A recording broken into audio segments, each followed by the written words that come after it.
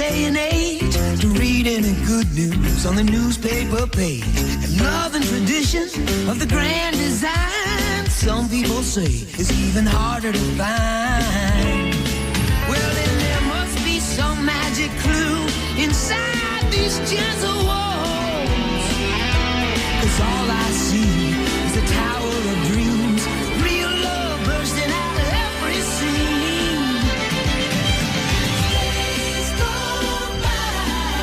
It's the bigger love of the family.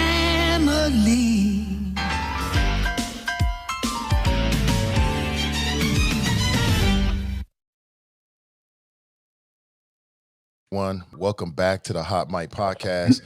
Nathan the Barbarian with you, along with a few of our crew members. We can't hear you, Nathan. Can't hear me. Okay. Which is fine. Tarris and I can handle it. Can't hear No Phil. problem. Dang it. No problem. How about that, Phil? Can you hear me? I can. May I make a quick opening comment? Sure, go right ahead.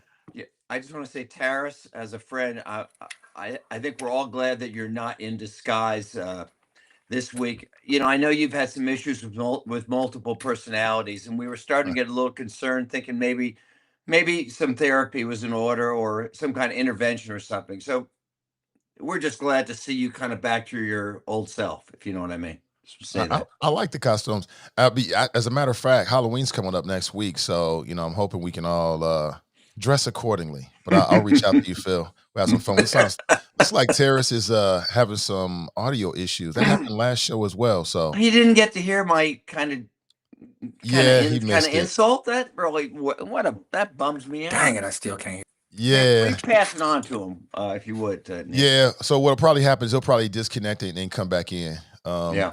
But let me give a heads up to the audience. As you can hear, I'm a little bit under the weather. Not sure what it is, allergies or something attacking my immune system. But I'll deal with it. I'm a barbarian. But Kevin is going to be joining us shortly. He was in for Lincoln Ware Day, so he's making that transition back to his office. Yeah, when's he going to invite me as a guest on Lincoln? I'm still waiting. Check. Well, you have to by the phone. You have to take that up with Lincoln Ware. You have to take that up with Lincoln Ware. Yeah, sure. Pass the Lincoln buck. said he wants to come on and debate you, though. I think I remember him saying that the last time. So hey, I think the door might be open for you, Phil. That'll be a great show. I'd watch that. I won't hold my breath. Raven Mundy is going to be joining us soon, but she got things going on, which I totally understand. And at 2 p.m., Brother Dre is scheduled to join us. Hey, Tarris, can you hear us now?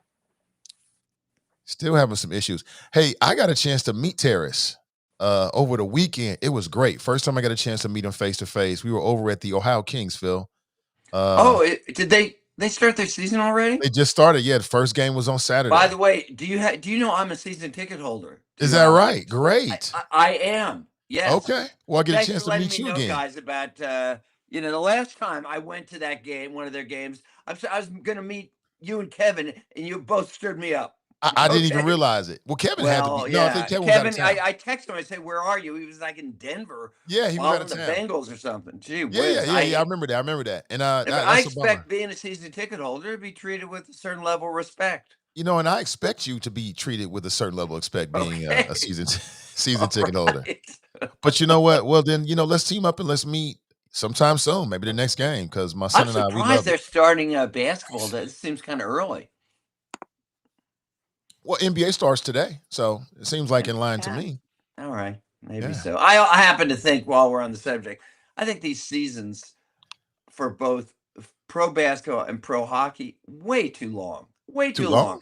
I mean, who wants to watch basketball or hockey in June? It's ridiculous. Or frankly, in October, they had and baseball's the same way. They need to shrink the seasons. These guys, they just want to sell more tickets. I mean, to me, who's going to watch hockey in October? I don't know, hockey fans. Hockey fans, maybe. What's up, Tarris? I'm a hockey fan. I'm not going to watch it then. They got to shrink the seasons, and also they let too many teams in the playoffs. Okay, I'm just getting all this off my chest, guys. Yeah, but go ahead. Come on. Future conversations. I'm down with it. Yeah. I was telling Phil I got a chance to meet you face to face, man. It was great to meet you, man. Great vibes. Yeah, that was awesome. Yeah, absolutely. Had the I wifey and offered Junior to, with me. I don't know if you heard this, Terrace. I offered to meet Kevin and Nathan face to face, but they just said they weren't interested. So, That's not true at all. You That so is should, you know, not so true at all. hey, look, I got enough friends. I can handle it. I got a fragile ego, but I can handle it. It's you should okay. come. You should come hang out with us sometime, Phil, at the Well, basketball yeah, I'm game, man. waiting That for would the be. invitation. Yeah, I'm standing by the phone waiting, and nothing's coming. Yes, Well, I'm I sure that would like Kevin's to. gonna make that call real soon. All Real right, soon. yeah, right, yeah. Phil So Heimlich's yeah. always the bridesmaid. Oh, absolutely not. Absolutely not. So yeah, Yeah. just a heads up. So Raven's scheduled to join us a little later at 2 p.m. Brother Dre. I definitely want to get his thoughts. So we're talking about what's happening with the police chief. Looks like she's on her way out.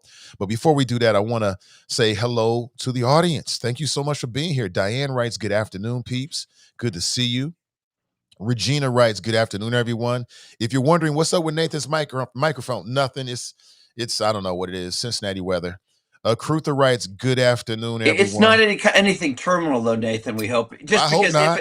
I hope not, because if God forbid it should, but we'd have to start thinking about a replacement. You know, it's just the way it's show Listen, if business. something happens to me, I want you guys to go on. Absolutely. I have no fear about that. No doubt. Thank you. Thank you, Phil. Appreciate that. Hey, that's show business, pal. That's One's show out, business. somebody else steps in. That's the way it works. Brenda writes, "Good afternoon, Nathan, crew, and family." Good afternoon to you, Brenda. I really appreciate you. Shahira writes, "Good afternoon, everyone." Brandy writes, "Greetings." Nat writes, "Good Tuesday, Nate and the crew." Deborah writes, "Good afternoon." Pamela writes, "Good afternoon, Nathan and the guest panelists." Fame, aka Etzel, writes, "Hi guys, I'm Etzel. I see you. Hoping to get Fame on one day. I know you and Fame went back and forth a little bit, so You know, hoping to get him on the show and we can bring the I'm debate." here, and he's not. So Okay. yeah, I'm here and he's in the chat still. I mean, like I'm here for this. All right. All right. You heard it there first. Jerome writes, "Hello, 513." Valisa writes, "Good afternoon." And Terry writes, "Good afternoon." So thank you so much for being here. Let's just jump straight into it. So breaking news over the last couple of days, Police Chief Thigi has been put on administrative leave by the city manager per a review of her effectiveness in the position. She had a big press conference today with her lawyer. She lawyered up real quick. And essentially what her lawyer said is, and not essentially verbatim, he said that she's being politically scapegoated. So I take it straight to the crew. What do you think about these developments with Police Chief Thigi? And what do you agree or disagree with her lawyer's statement that she is the victim of political scapegoating?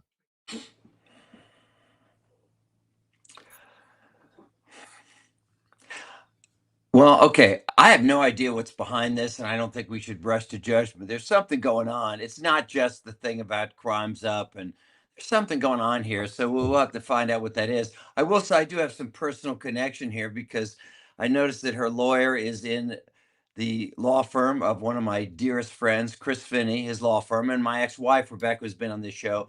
She's an attorney in that firm. So I'll try to get a little inside scoop on this, guys. I will say that I congratulate Adam Haney, who I have the privilege of getting to know because his daughter used to do kickboxing with my kids, and so he's a good man. And be interested in see what he does in the interim, or whether he ends up becoming the ultimately being hired as the permanent chief. So go ahead, Terrence. I think Phil answered the question without answering the question. It's definitely, he's like, I don't know where this is coming from, because in great Phil fashion, deflecting. But this is political. Is that right? Deflecting. Hey, Phil Heimlich tells it like it is. I'm right down the middle, man. Yeah, right down the middle. This is definitely a political move. And a city like Cincinnati, which is a major city, you can't, being the police chief is not a long-term job. Like, it's not something that you're going to be in that position for, a course of 10, 15. You're not going to retire out as police. It depends who it is, Tarris. That's happened before. We've had some long-term, but a lot of short-term.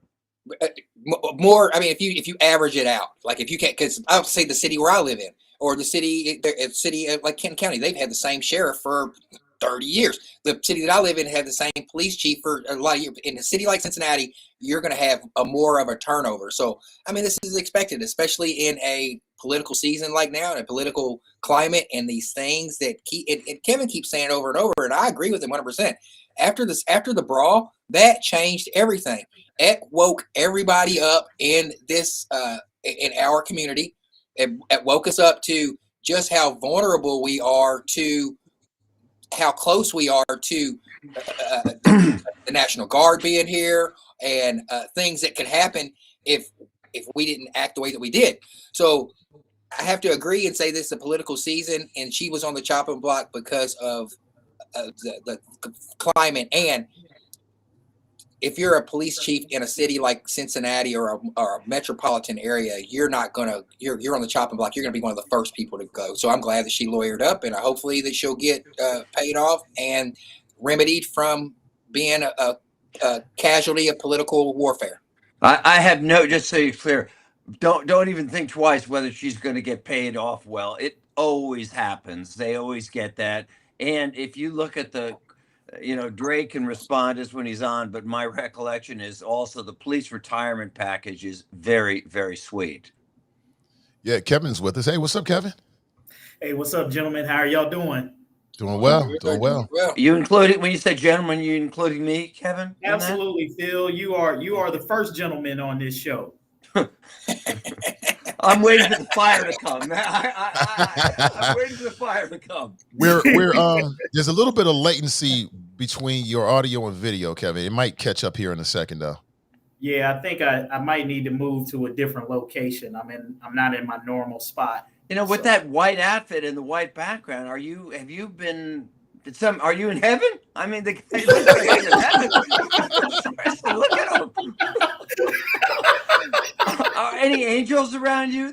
Oh my! Hey man, I know your health has been kind of sketchy, so anything can happen. This is twice. He's wished something on Nate earlier. He said if the show's gonna keep going on, if something happened to Nate, now he's wishing you'd be a god. Man, what is going on here, Phil? I just said before, Nate's got some kind of illness and things happen. You got to be prepared. I mean, God forbid, he does a decent job, but things don't work out in that way. You gotta be ready to move on. Yeah, this guy, I love it, man. Joy writes, good afternoon. First time listening. Thank you so much, Joy. Thank you for giving us a shot, spending some time with us. I appreciate you. You are always welcome. But so let me give you my thoughts on this whole thing with DG. So for folks who don't know, I'll say it again, just said a few moments ago, but she's been placed on administrative leave. But it looks like and it feels like that basically she's on the way out. And I've got mixed feelings about it. Like, on one hand, I understand where Tarris is coming from because the nature of the job of police chief is political. These are all political jobs. And, you can rise or fall, keep your job or lose your job, depending on the political winds. And Police Chief DG understood that when she took the job. And anyone who comes after her will understand that this is political in nature. You're subject to lose your job because of politics. We get it. As a Cincinnatian, I feel like it's the wrong move. I'll say it again. I mean, how is the police chief as an individual to blame for crime in the city? It's like too many people are suffering from this Messiah complex where one person is going to save you. I just don't believe it. There's too many factors involved with it. I think that the city manager and I think the AvTab administration have inadvertently put a nail on some levels in their own coffin, because when this doesn't work, and by doesn't work, I mean crime don't care about who the police chief is, and nobody on the staff is going to be able to do anything different than Thigi did. And when that fails, the next domino to drop will inevitably have to be the city manager. You don't know that one person can be more effective police chief than another. It says no, I don't believe it at all. They can. I don't believe it at all. I don't believe there's a lot of decisions about whether you're going to follow the radio. In other words, are you just going to go answer 911 calls? You're going to put more cops on the street. I think leadership of any organization can have a significant impact. Absolutely. But in this case, I don't think it's going to have an impact whatsoever when it comes to stopping violent crime in the city of Cincinnati. And so what that's going to do is inevitably set the next domino to fall is going to be the city manager. It's going to be you, because when this doesn't work, everyone's going to be looking at you. And then lastly, I'm just, I don't know, man. I've said it many times before. I'll say it again. Pressure busts pipes and it creates diamonds. It bursts pipes and it creates diamonds. And it seems to me that the AvTab administration is collapsing under the weight of all of this political pressure. You know, when the barbarians are at the gate, when the enemies are surrounding you, you're supposed to surround. You're supposed to, you know, you're supposed to barricade yourself, right? You're supposed to, you know, protect and play defense. What you're not supposed to do is offer up one of your own. This is not going to work. The chatter online is not going to die down. The critics of Cincinnati who believe that Cincinnati is unsafe are not going to stop. The people who are going to blame AvTab are going to keep blaming you. All you've done is provided a chink in your armor, sir. That's all you've done. And all you're going to do is cost the city of Cincinnati hundreds of thousands of dollars, if not more than that, because Thiji's going to get paid, and the next person is going to be served up and fed to the lions. So I'm just disappointed as a Cincinnatian because you're going to cost us money, and we're not going to get anything out of it. And then again, Cheryl Long, you have set yourself up to be the very next domino to fall. Yeah, I agree with some of what you said there, Nathan. I think she sets herself up as the next domino to fall if Thiji's replacement is no better than she was, or isn't a significant step up. I think one thing we do have to kind of caution ourselves with here is let's see what comes out of this internal investigation, because my sense is, just putting on my journalism hat, is I think that there are probably some things that are below the surface that is maybe a little bit more to the story than what we think it is right now. I get, and I agree, this does appear knee-jerk. It does seem like she may be trying to be scapegoated, and I do think that politics is a big part of this.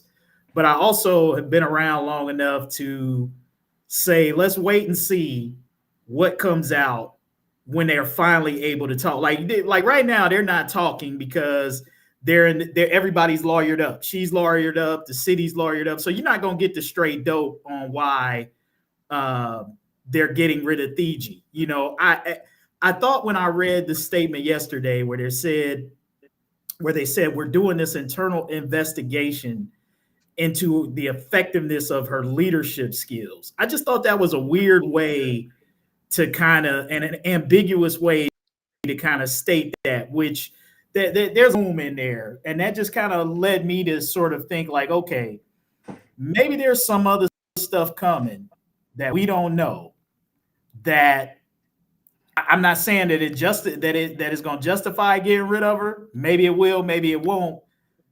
But I say let's wait and see when the city finally, because they're going to have to give a reason. They're going to have to give the reasons, all of the reasons, a list of the reasons of why they're getting rid of her. And it's going to be interesting to see what's on that list, and whatever's on that list, the potential for that could change your mind about whether or not this was a good decision or not. Yeah, and you know, it's a little bit like a football coach. Sometimes football coaches get fired even when they're winning. And usually it's because there's some kind of harassment or something behind the scenes that they know about it at the athletic department. They don't know about it in the public. So I would agree with Kevin. As I said before, I think there's probably a little more here than just the fact there's been a spike in crime. Keep in mind, AvTab was asked whether he had confidence in her. I don't know what it was, a week or two ago, and he kind of ducked the question. So let's see how this plays out. Well, the Cincinnati police, they have no confidence in AvTab. So, I mean, there you go. I mean, it's all political. In 2 weeks, 3 weeks after this is after the election is over, everything will play out. And DG, I mean, who knows? I'm posing a question. If she's got a lawyer and they have a lawyer, can she potentially, her job be saved, or is she gone? I think she's gone. She's gone. Yeah, she's gone because she's damaged now. She was gone a week ago. They damaged her by doing this and undermining her confidence, and when she got the lawyer in the press conference today, I thought, this is just terrible. How does this make Cincinnati better? None of it makes it better. And you know, to Kevin and Phil's point, you know, this is the employer-employee game. Everybody knows, all grown people know that when they want to get rid of you, it don't matter. You know, you left the refrigerator door open in the break room too many times. You know, they can always come up with a reason. So I'm sure they'll come up with something, right? You didn't wipe your feet twice enough, you know, at the last holiday party. It'll be something. When people want to get rid of you, they can always find a reason to get rid of you that makes some type of sense. So I'm sure they'll come up with some weak, feeble justification, or we'll hear about something we never heard about before, because that's how the game works. Some dirt comes out, they squash it as long as you're good. But as soon as they want to get rid of you, they go back and get that dirt, and now they put it out there in front of everybody. This is just, you're supposed to circle the wagons. You're supposed to circle the wagons when you're under attack. You don't offer up the wagon. This makes no sense whatsoever. And like I said, pressure. Everybody looks great when there's no pressure. All leadership looks good when there's no pressure. Pressure busts pipes, and it also creates diamonds. And in my view, it seems as if the Trump administration is crumbling under the weight of all this political pressure and all these questions and all the media reports.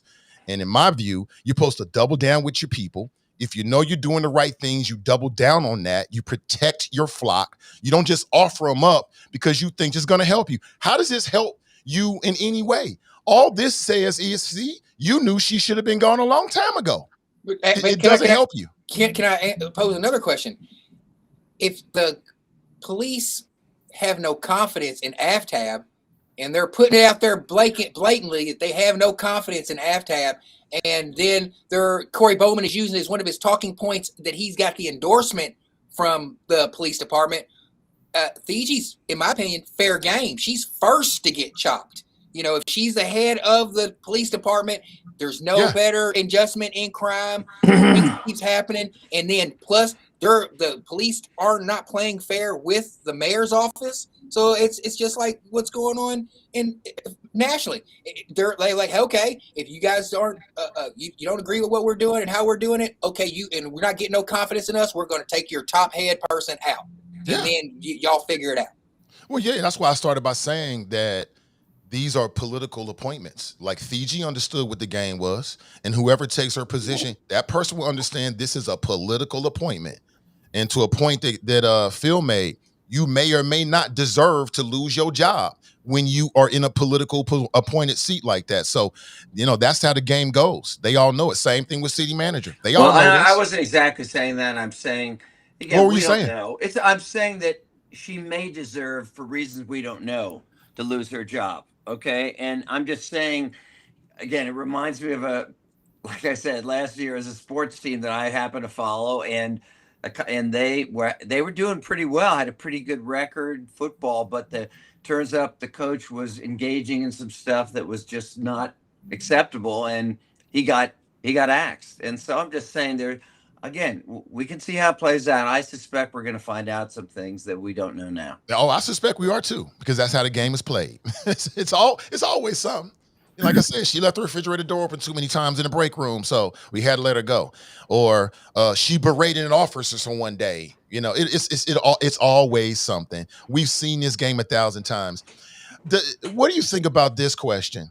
I'm gonna make a bold statement, and this is more for provocation to keep the conversation started. Bold statement: if Fiji was a male, she wouldn't be getting fired right now. True? Agree or disagree? I would say this. I would say if Fiji was a white male, she wouldn't be getting fired right now. Yeah, I'd say the opposite. Now, see, I don't think so, because I think the pressure would be different. I think that, and Phil will disagree with this, and I know anybody from the majority audience who hears what I'm about to say will disagree. Will disagree with this. Here I am. Here we go. No, I just know. I already know that there's going to be some pushback. My race. There's going to be pushback because there's going to be denial to say, no, we treat everybody the same, but we just know, quite frankly, that that's not true. That because we saw like Tom Stryker, like when he was the police chief of Cincinnati, like how many transgressions did Tom Stryker have when he was police chief of the city of Cincinnati? How many did he have? Well, famously, he used the N-word on his black officers when he was there. There was still a lot of homicides and crime and things of that nature when Tom Stryker was the police chief. More crime probably than what Fiji is dealing with right now, and there was not the same kind of political pressure being put on Tom Stryker, maybe from black people, but they didn't care. The politicians at the time didn't care about that. I can guarantee you they care about that. Can I add as well? Wait a minute. Did Tom Stryker, refresh my memory, did he retire or was he fired? I think he retired, I think. Well, he's probably the last police chief that outside of Elliot Isaac. Isaac retired. He and Isaac might be the last of the last, 6 or 7 Cincinnati police chiefs who've actually been able to make it to. Before him, it was a good friend of mine, Mike Snowden. I believe Mike retired. Wait, when did Snowden retire? He was pre-Stryker, before Stryker, I think. Okay, so I would say within the 2000s. Let's just start from the I don't want to go back. I'm sure that probably doesn't hold up if you go back beyond the 2000s. I'm talking about post Tom Stryker. Elliot Isaac might be the only other police chief. That's what I was saying earlier, Kevin. That's what I was saying earlier. Everybody else has been summarily dismissed. And they've all been minority candidates. And can I? Well, hold on. If you're saying there's some kind of bigotry against, why were they hired in the first place? If they're prejudiced toward hiring whites, which is just the opposite of what I found when I was on city council. But if they're kind of opposed to hiring or opposed to blacks or females, then why did they hire them in the first place? Why didn't they just hire a white guy? Can I ask a question too? Like with the non-endorsement of the police department to have Parabol, we have not heard much from Fiji. I haven't heard her say anything. She hasn't denounced it or said, "Oh yeah, I support this" or anything like that. It just to throw one for provocation, like Nathan was saying. If it was a white male chief, no, hold on, Phil, let me answer that. Come on, but you're not even letting me finish my question. If it was a white male chief, what is the likelihood of that white male chief being on the side of the police FOP and agreeing and campaigning for Corey Bowman, which would make things completely different if we're adding for provocation? So since Fiji has been really quiet about this endorsement thing because she doesn't want to go either way, which made her vulnerable. If it was a white male chief who are supported by the FOP, and he stood on business and said it'd just be a blanket non-support of the FOP league, and we have a chief backing them as well, that would give it even more leverage. I just think there would be a different reception to it, Phil. That's all I'm saying. Do I have any evidence or any way of being able to prove that unequivocally? No. It's a gut feeling. It's what. What about my point about why wouldn't they hire a white guy then? Well, because so many things have taken place over the recent years to try to create a sense of equality in that hiring there, in that hiring process there, that you've seen in recent years that we for after so many years of never having a African American police chief in Cincinnati, what we had two in a row, 3 in a row? There was Blackwell, there was another brother. I can't remember. Davis or some guy went to Detroit. What's his name? Neil or somebody that went to Detroit. Yeah, I can't remember his name. Craig. And then Isaac. James Craig, wasn't it? Something like that. Yeah, Craig. James Craig. Yeah, Craig. I don't know if it was James, but I think his name was Craig. Craig, yeah. So then you had 3 in a row, and now you have Fiji. So, I think that's a product of, what they were doing and changing. You probably wouldn't have Fiji or any of the 3 other black chiefs ahead of time if they continue to do the selection process, which you favor, which is the test. The racially biased. I favor? Yeah.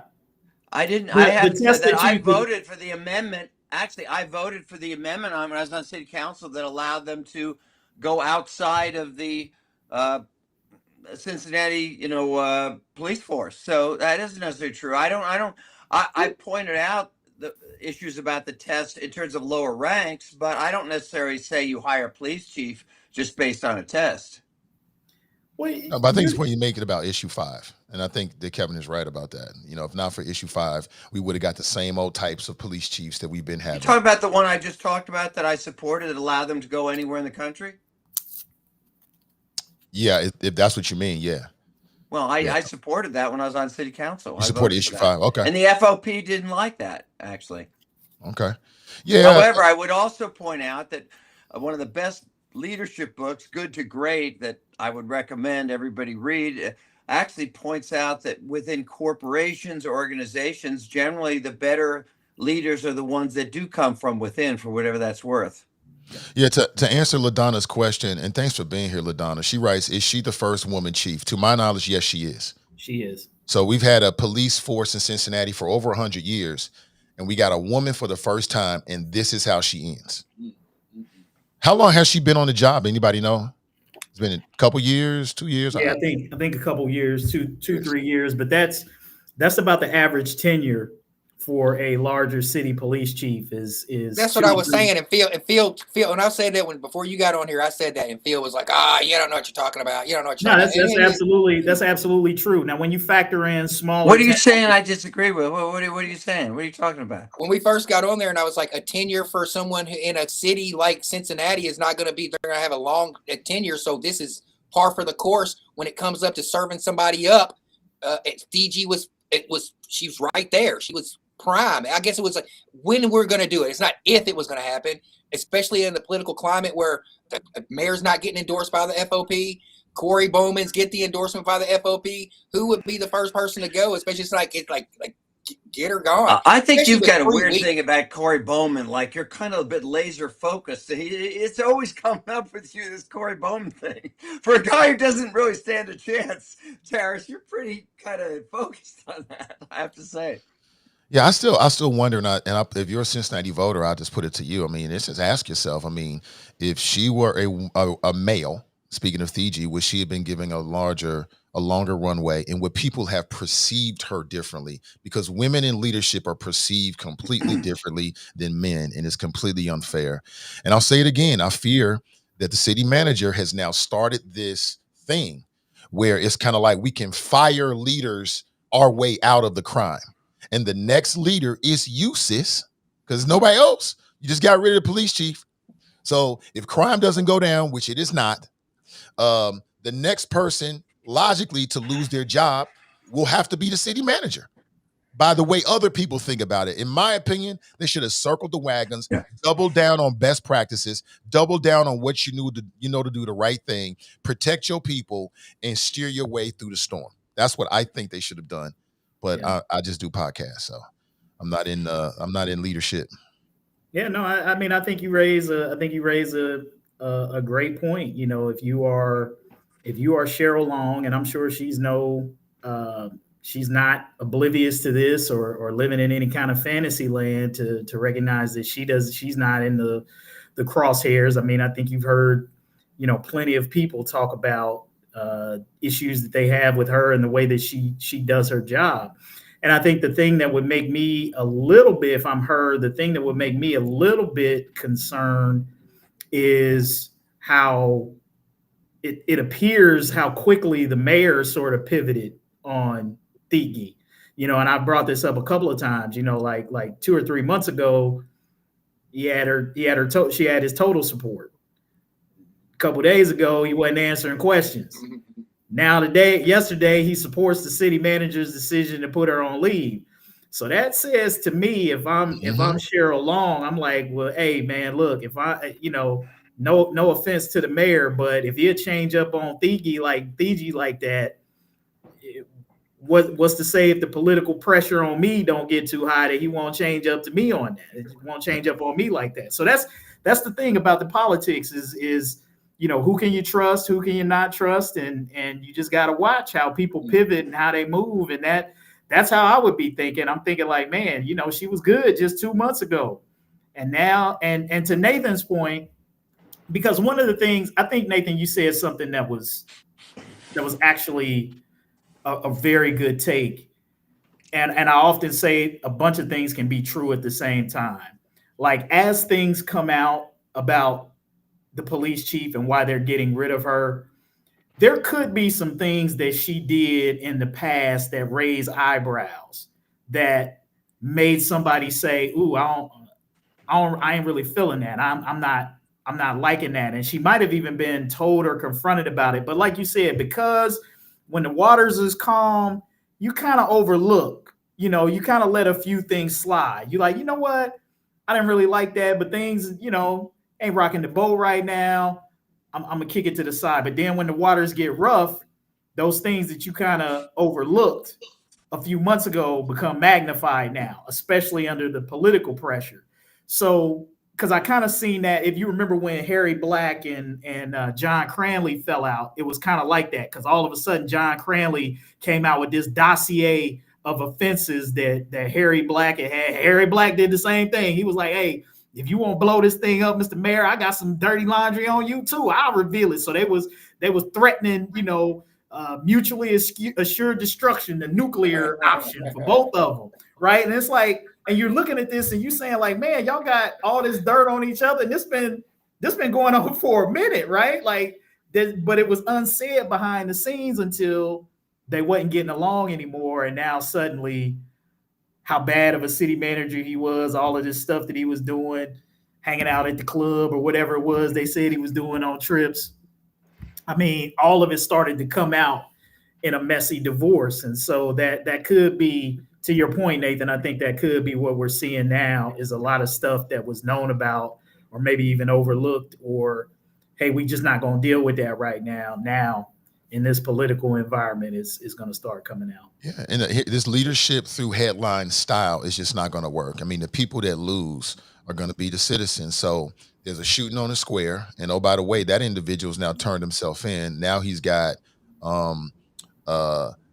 he's lawyered up, and he's got a lawyer that seems like a damn good lawyer from where I'm sitting. And the man's story is that it was self-defense, which is back what I said before. We don't know if it was self-defense or not. So you fire the police chief. Well, didn't he fire into a restaurant or something? That's self-defense. What, they served him some bad food or something? Well, I mean, bullets go where bullets go. But I'm just saying, the man is subject to his day in court, and he's subject to, his own defense. All I'm saying is what he's saying right now through his lawyer. The preliminary statement was that there's more to it. And that's what I asked from the very beginning. So what do you expect Clyde Bennett to say?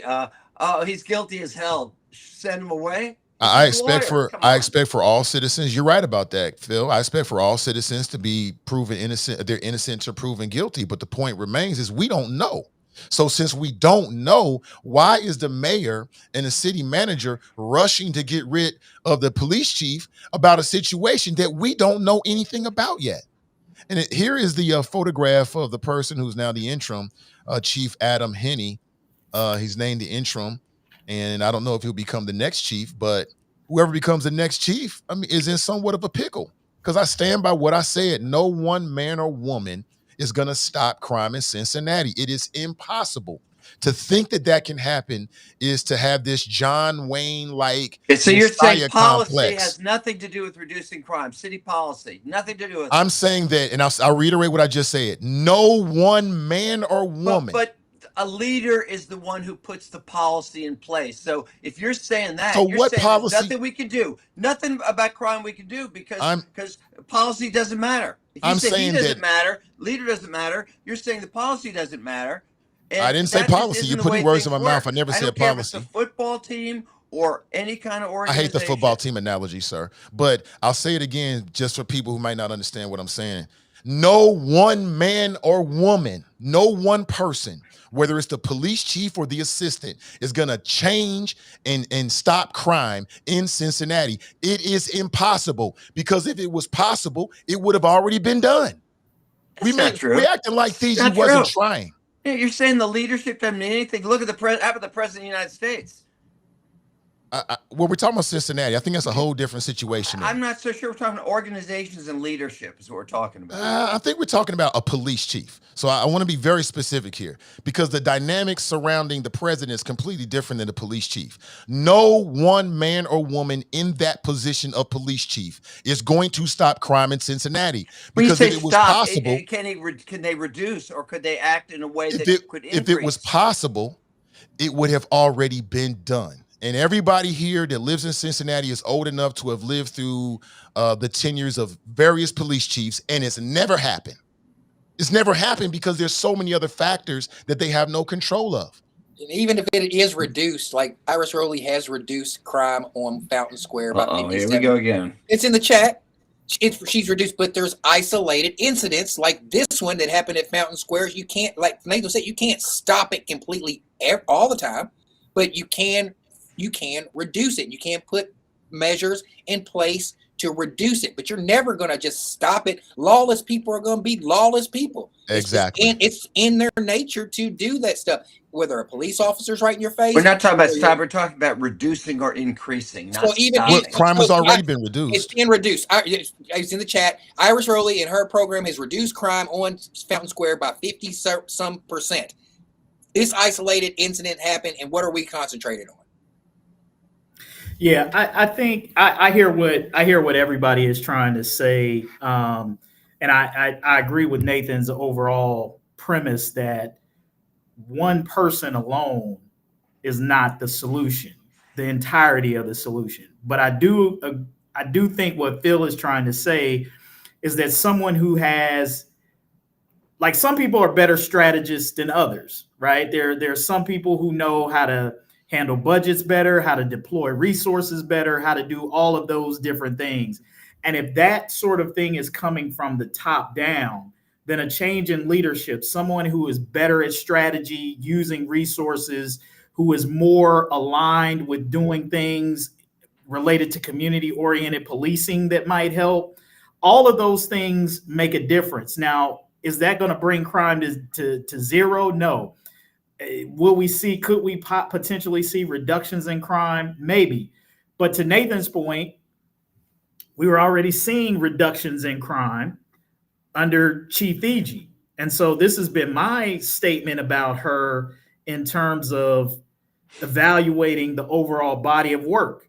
So and it depends on what you believe, right? If you don't believe that Chief Thigi and her leadership had anything to do with the declining crime statistics here in Cincinnati, then you're probably like, yeah, get rid of her. But if you think she had anything to do with it at all, then you can't summarily dismiss the fact that crime has been going down with the exception of the last couple of months. So my question is a bad couple of months versus a mostly good 2 years or 3 years, however long she's been the chief, is a bad 2 or 3 months enough to overrule a good to decent last 2 to 3 years of reducing crime around the city? I think that's a legitimate question to debate, unless she did something egregious. Is a bad 2 or 3 months, is the last 2 or 3 months, is that enough to say everything that she did before that is null and void, get rid of her? I don't know. Apparently so. I think it's all things to think about, all good questions and fair questions. But I want to go back to this gender thing. I think that plays a role into people and how they perceive leadership. It's like when a woman's a leader, it's like she has a very short length to not be excellent, right? To not be perfect, to not be A1, right? And again, I just feel like people have this Messiah complex. They got this John Wayne complex where they're waiting for a male to come ride in from the sunset in his horse in a big old 10-gallon hat and say, ooh, we gonna be tough on crime now. And that's what they're looking for. Unless you're willing to live in a surveillance / police state where guns are completely illegal, you can't stop it.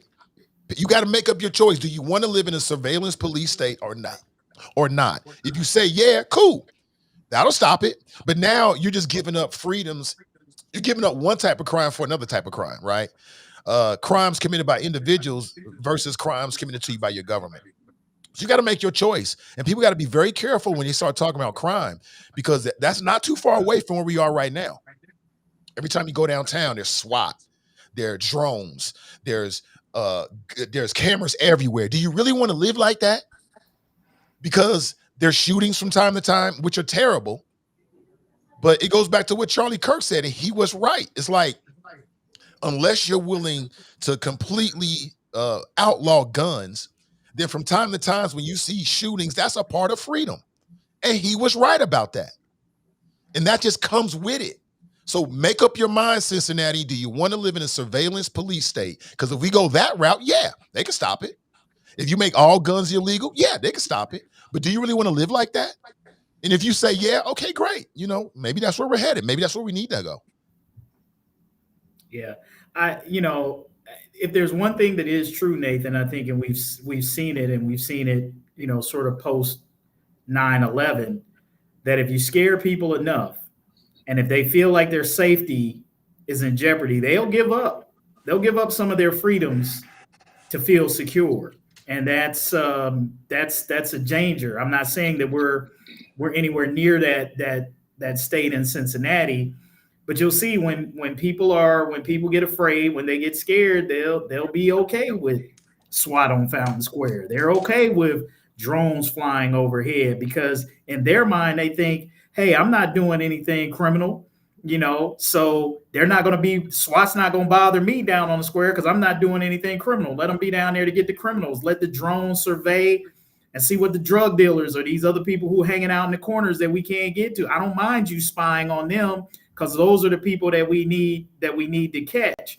And that's all well and good until the government starts abusing those things, and then they start spying on you and, catching you doing things that you don't think of as being criminal, but actually might be illegal. And then the next thing you know, you standing up in the court in front of a judge talking about, hey, I don't think this drone stuff ought to be. So you always try to warn people that it's a slippery slope, and I get it. The tendency, I think the tendency for all of us is you want to get bad guys off the street. I don't think there's anybody out there who's sitting there saying, man, I don't want Cincinnati to be as safe as possible, right? I don't know that there's anybody that's out there that's saying that. So yeah, be careful. Because then what happens, the slippery slope is, well, you may not be doing a crime now, but in the name of preventing crimes, we need to preemptively surveil you, right? Mm-hmm. So we need to surveil you before you do it so you don't do it, right? People need to be careful, man. Be careful. Crime. Be careful. Mm-hmm. Because there are forces at work that might take you up on that. And then where are you going to be? It'll be too late to come back then. So, there was a shooting, unfortunately, again, very unfortunate. Heart goes out to all the people involved, especially the family and friends of the victims. I'm under the weather a little bit, Kevin, and to the audience. But it was right downtown. Police all over downtown. You got Monday Night Football or Thursday Night Football, and it still happened. And this individual had a ankle monitor on. Yeah. Long history. I hear people saying, well, these judges keep letting people out. That's called due process. Mm-hmm. We don't want to mess with that, right? That's due process. And, in a system where you have certain freedoms, things are going to happen. And it's easy for me to say because I'm not a victim of crime. So I get it for people who might want to make their argument. But this is the country that we have. Yeah. So do you like it this way, or do you want it to be like, as soon as you are accused of a crime, everybody stays in jail until you go to court? That's really where you want to go? I just feel like that's people need to really. Well, judges have discretion under the law. If you have a guy, by the way, who liked the guy in Fountain Square we just referred to, who apparently I believe he was on probation for a pistol whipping, and I think 2 days before he was arrested for some shooting in Walnut Hills. A judge has the right to keep a guy locked up or to put a pretty high bond on. So they have some fair amount of discretion in these situations. And that's what I'm saying. They need to keep that discretion. That's my point. You're right. They need to keep that discretion, right? Because that's what keeps us from being locked up forever until we go to court. But I hear people arguing that the judges are too liberal and it's a turnstile. Well, I'm like, well, they're talking a little more about sentencing, but I would agree with you that I think that is this way, when I was a prosecutor, on the one hand, I thought there were situations, and I think there still are, where you have mandatory minimums for kind of drug offenses. I totally don't agree with mandatory minimums, but I can also tell you that I was damn frustrated when I was in like DUI, municipal courts, some other courts, common pleas, where there were certain judges that literally would never send anybody to jail. I mean, I swear to you, they would not do it. And that frustrated the hell out of me. So it works both ways. I'd have to see the numbers on that, because that doesn't sound like. What color were they? They weren't going to jail. What color were the Talking people? About the color of the defendants or the color of the judge? Both. Both. Well, I mean, I don't want to. Let me think about it. Actually, I don't know what you're saying, but if you're I'm implying that the criminal black judges or white judges are more lenient. What do you say? I'm implying that the criminal justice system has been proven over and over and over to affect men of color more often so than not. Let me put it this way. I mean, again, as I look back on my experience, there's one. I'm thinking of one particular black judge who was very tough on sentencing. I love the guy, and I think of there's a white judge. There was a white judge. He's a nice guy. Two of them I can think of that never ever would send anybody to jail. I don't care what they did. Never. And so, what were their basis? What was the basis for their decisions on that, Phil? You look. I'm talking a little more municipal court, where I dealt with a lot of domestic violence cases. Okay, and they don't give. It isn't like I'm not sending you to jail because I don't think this. It doesn't work that way. They just sentence them. Okay, and I'm just telling you, there were those who had a pattern. I would see stuff involving violence and stuff like that. I guess they didn't believe in jail. They don't give an explanation, and they don't have to. Mm-hmm. Yeah. Hey, Nathan, I'll just note for the record that because I think this is important, that the judge who released the young man who was involved in the shooting, the drive-by shooting, the fatal shooting, I think of, what was it, Justin Johnson, the guy you referenced who had an ankle monitor, that he was out, that it was a Republican judge that released him on that bond. So for all of those who want to make the argument that liberal judges are the only ones letting these criminals out and Republican judges. Well, often it's liberal. The worst guy, and I won't say his name when I was down there, because I actually have come to respect him because he's a Republican, taken a strong stand against the whole Trump stuff. He was a Republican, but he was a very liberal Republican. He just wouldn't send people to jail. So I don't think it's a question of party. I can name a bunch of judges, Democrat judges. That's not what the narrative. That's not what the political narrative is out there. The political narrative is that it's one particular persuasion of judges who's letting all of the criminals out on the street. I'm glad you said that, Phil. I appreciate the fact that you're saying, hey, it doesn't matter. It's Republican and Democratic judges who are letting people out. That certainly isn't the narrative that's being painted. It's more of a philosophy. It's their philosophy. Yeah. Yeah. And I'll give you another example on the other side.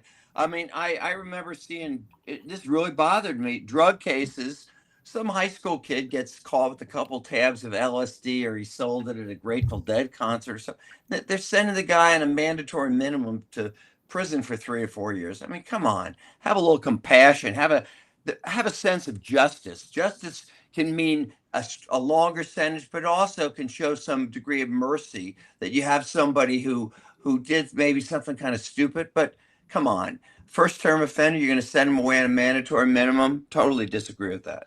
Well, you said a word that I think describes how I look at some of these so-called liberal judges. Like in general, Democrat, Republican, or whatever, I just don't believe these good men and women become judges to let hardened criminals back into our society. I don't believe that one bit. I believe they become judges because they want to be a judge. I mean, they don't do that, in my opinion, Phil, whether a Democrat, Republican, liberal, conservative, thinking that we're going to let criminals back into the streets. I do not believe that. I'm not saying they're malicious. Yeah, but some people are saying that. They just don't believe in some of them. And I'm telling you from my own experience, there's some of them who frankly just don't believe in saying their motives are probably good. They think jail's a bad thing and blah, blah, blah.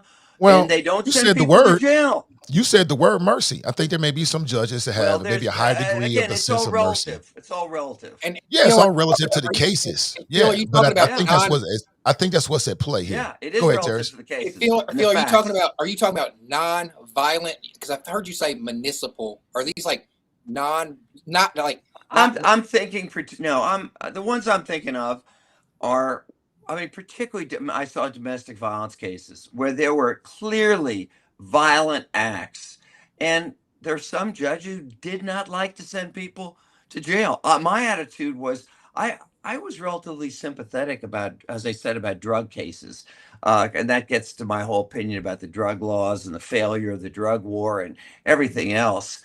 But when it came to violence, I didn't have much patience for that. I really didn't, I don't especially think any when judge it's a does. guy hitting a woman. Okay, I think, and I happen to believe in that situation, the best thing you can do is to send the guy, and it's usually a guy, away for some period of time, even if it's a couple months, for God's sakes. At least that has a deterrent effect, not on him and on others. But what happens is when a guy continually is allowed to skate after committing some kind of violent act, they keep doing it. Yeah. Well, I don't know. I think I don't want any judge that likes to send anybody to jail. That should never be the philosophy. And I do want judges to have a degree of mercy as a part of their judicial philosophy. I think that's good, actually. And are things going to slip through the cracks and people are going to reoffend and do things that you didn't think they were going to do? Obviously so. But that's just the system. That's just a system. But let's move on. So over the weekend you had, and we saw in this country and around the world, quite honestly, what people are calling the largest protest ever, the No Kings protest. Millions. I've seen an estimate of up to 7 million Americans hit the streets in protesting the Trump administration. I'm not sure if you got a chance to see it, but over the weekend on the White House, I believe it was the White House official TikTok, they released a video that showed an AI version of President Trump. He was like an Air Force pilot, and he just dumped a whole bunch of crap all over the peaceful protesters. So we know how the White House feels about it. But did you watch or see any of it? It's hard to miss. And what is your general impression of the No Kings mass event? Yeah, I mean, I think it's great. I mean, I think it's a great show of just the number of Americans who are concerned about, the democracy and the things that, the things that this administration is doing. I think what I'm most curious about is to see what comes out of this, and can folks continue to maintain this momentum, this passion, this concern. Can they carry that through to the midterms next year? And I'd love to hear and see some type of strategy or game plan that's going to come out of gathering this many people together. Because I still kind of feel like, and I said this, the other day when I was on Lincoln's show, that it just seems like the Democratic side or the anti-Trump side, however you want to characterize it, is kind of leaderless right now. Like there's no real person who is sort of like taking the bull by the horns on this thing and sort of. You don't think Gavin Newsom has, Kevin? I think he's trying. But there just doesn't seem to be any real singular personality that folks can kind of get behind and throw. And maybe that'll, we're a long way away from, 2028 for that election. And, the Democratic candidates have not emerged, for that yet. But in the meantime, people are still being damaged. People are still being hurt. Trump is still doing stuff. And so I think like somebody in fairly short order, if it's Gavin Newsom or if it's somebody else, it's like, I'm just looking for somebody to just take charge and and do something with this mass of people that you've got there, that you saw. What was it, 7 million people or something like that gathered across these 2,000 some odd protests across the country. That's what I'm saying. What's next? And because this is good. I mean, it got a news cycle, but then what, right? Like that's kind of what I'm left. That's kind of what I'm left with. This happened this past weekend, and now what's different, or what's going to be different moving forward? I don't know the answer to that. Bill, you want to go before I go? So before you, because I want to go without being cut off. So I'm trying to give you. No, I'd rather you go first so I can interrupt you. We can cut you off. No, okay, I prefer to interrupt you, Tarris. So why don't you go ahead? I'm thinking. I keep hearing the chant over and over in my head. What do we want? We don't know. When do we want it? We don't know that either. Why do we want it? Because Donald Trump's back. It don't have the same amount of I can't wait for this, Tarris. Just keep going. Just keep going. I can't wait. And before he even finishes, he couldn't even do it. Before he even finishes, Phil, I'm gonna go out on a limb here and say that I think I'm about to agree with at least some of what Tarris is about to say, because I think I know what he's about to say, and I might agree with some of it. I'm gonna go out on a limb. After I say, I want you to take another audience poll, and I guarantee you, there's some people who are not going to do very well in it. Okay, but just continue, please. I'll start again. Oh, do. What do we want? We don't know. When do we want it? We don't know that either. Why are we doing this? Because Donald Trump is president. The effectiveness of this is a swing and a miss. It's like Kevin said, it's a couple of headlines, but it's a swing and a miss and especially. What would make it effective in your view? Dog. Let him finish, Phil. Let him finish. Go ahead, Terrence. Let him get it out. Come on, Terrence. Calm down. Calm down. You know what will make it more effective, Phil? Yeah. Black people. Because you look at the most effectiveness moving of the needle. It's all been because Black people have either been killed or unalived or mistreated. Or you look at the civil rights movement. Look at any effective protest. We shall overwork. In these protests, these No Kings, they weren't even doing it with no swag. It was horrible watching that display of no king. Come on, man! They didn't have no leadership of nobody in the front with leading the march. It was extremely effectiveness. No effectiveness out of it. It was. I'm just trying to get your definition of what. Give me an example of a protest that was effective. Okay, the Breonna Taylor protest, the Black Lives Matter protest. Why was that more effective? Why was that more? Because it moved the needle and it got some legislation pushed. It got some no-knock warrants pushed. You got Republicans waking up like Rand Paul, who pushed that legislation to get the no-knock warrant. But that's when you're moving the needle. So after this No Kings thing, what's gonna change? Nothing is gonna change. Nothing at all. This is cosplaying Black culture. This is cosplaying extremely marginalized situations that are usually used against us, like whenever they use the imagery of George Floyd to push Black Lives Matter, and the imagery of Mike Brown to push protests during the imagery of George Zimmerman and Trayvon Martin to push the imagery of Rodney King getting beat to push. There's no all this is because. When do we want it? We don't. What do we want? We don't know. Why do we want it? We don't know that either. And why are we doing this? Because of Donald Trump. And it's not as effective without Black people being involved. That's plain landed. Phil, you want a piece of that? Jump in there. I'll go after you, Phil. Well, I didn't notice, and I want to apologize. Because I was visiting my daughter and we had some plans in Nashville, and so I was not at. But Next one that comes up, I'm going to do everything. It was mostly white-haired people with older people with white-haired people. Let me put it this way. If there weren't more black people there or more whatever, they should have been there. Okay? Because the truth of the matter is that our democracy is at risk. Okay? Anybody that doesn't see that has got their head in the sand. It's not working no more, Phil. That's not working no more. Those talking points that you're making right now about our democracy, if that was the case, Kamala Harris would have won the presidency. It needs to be more effective.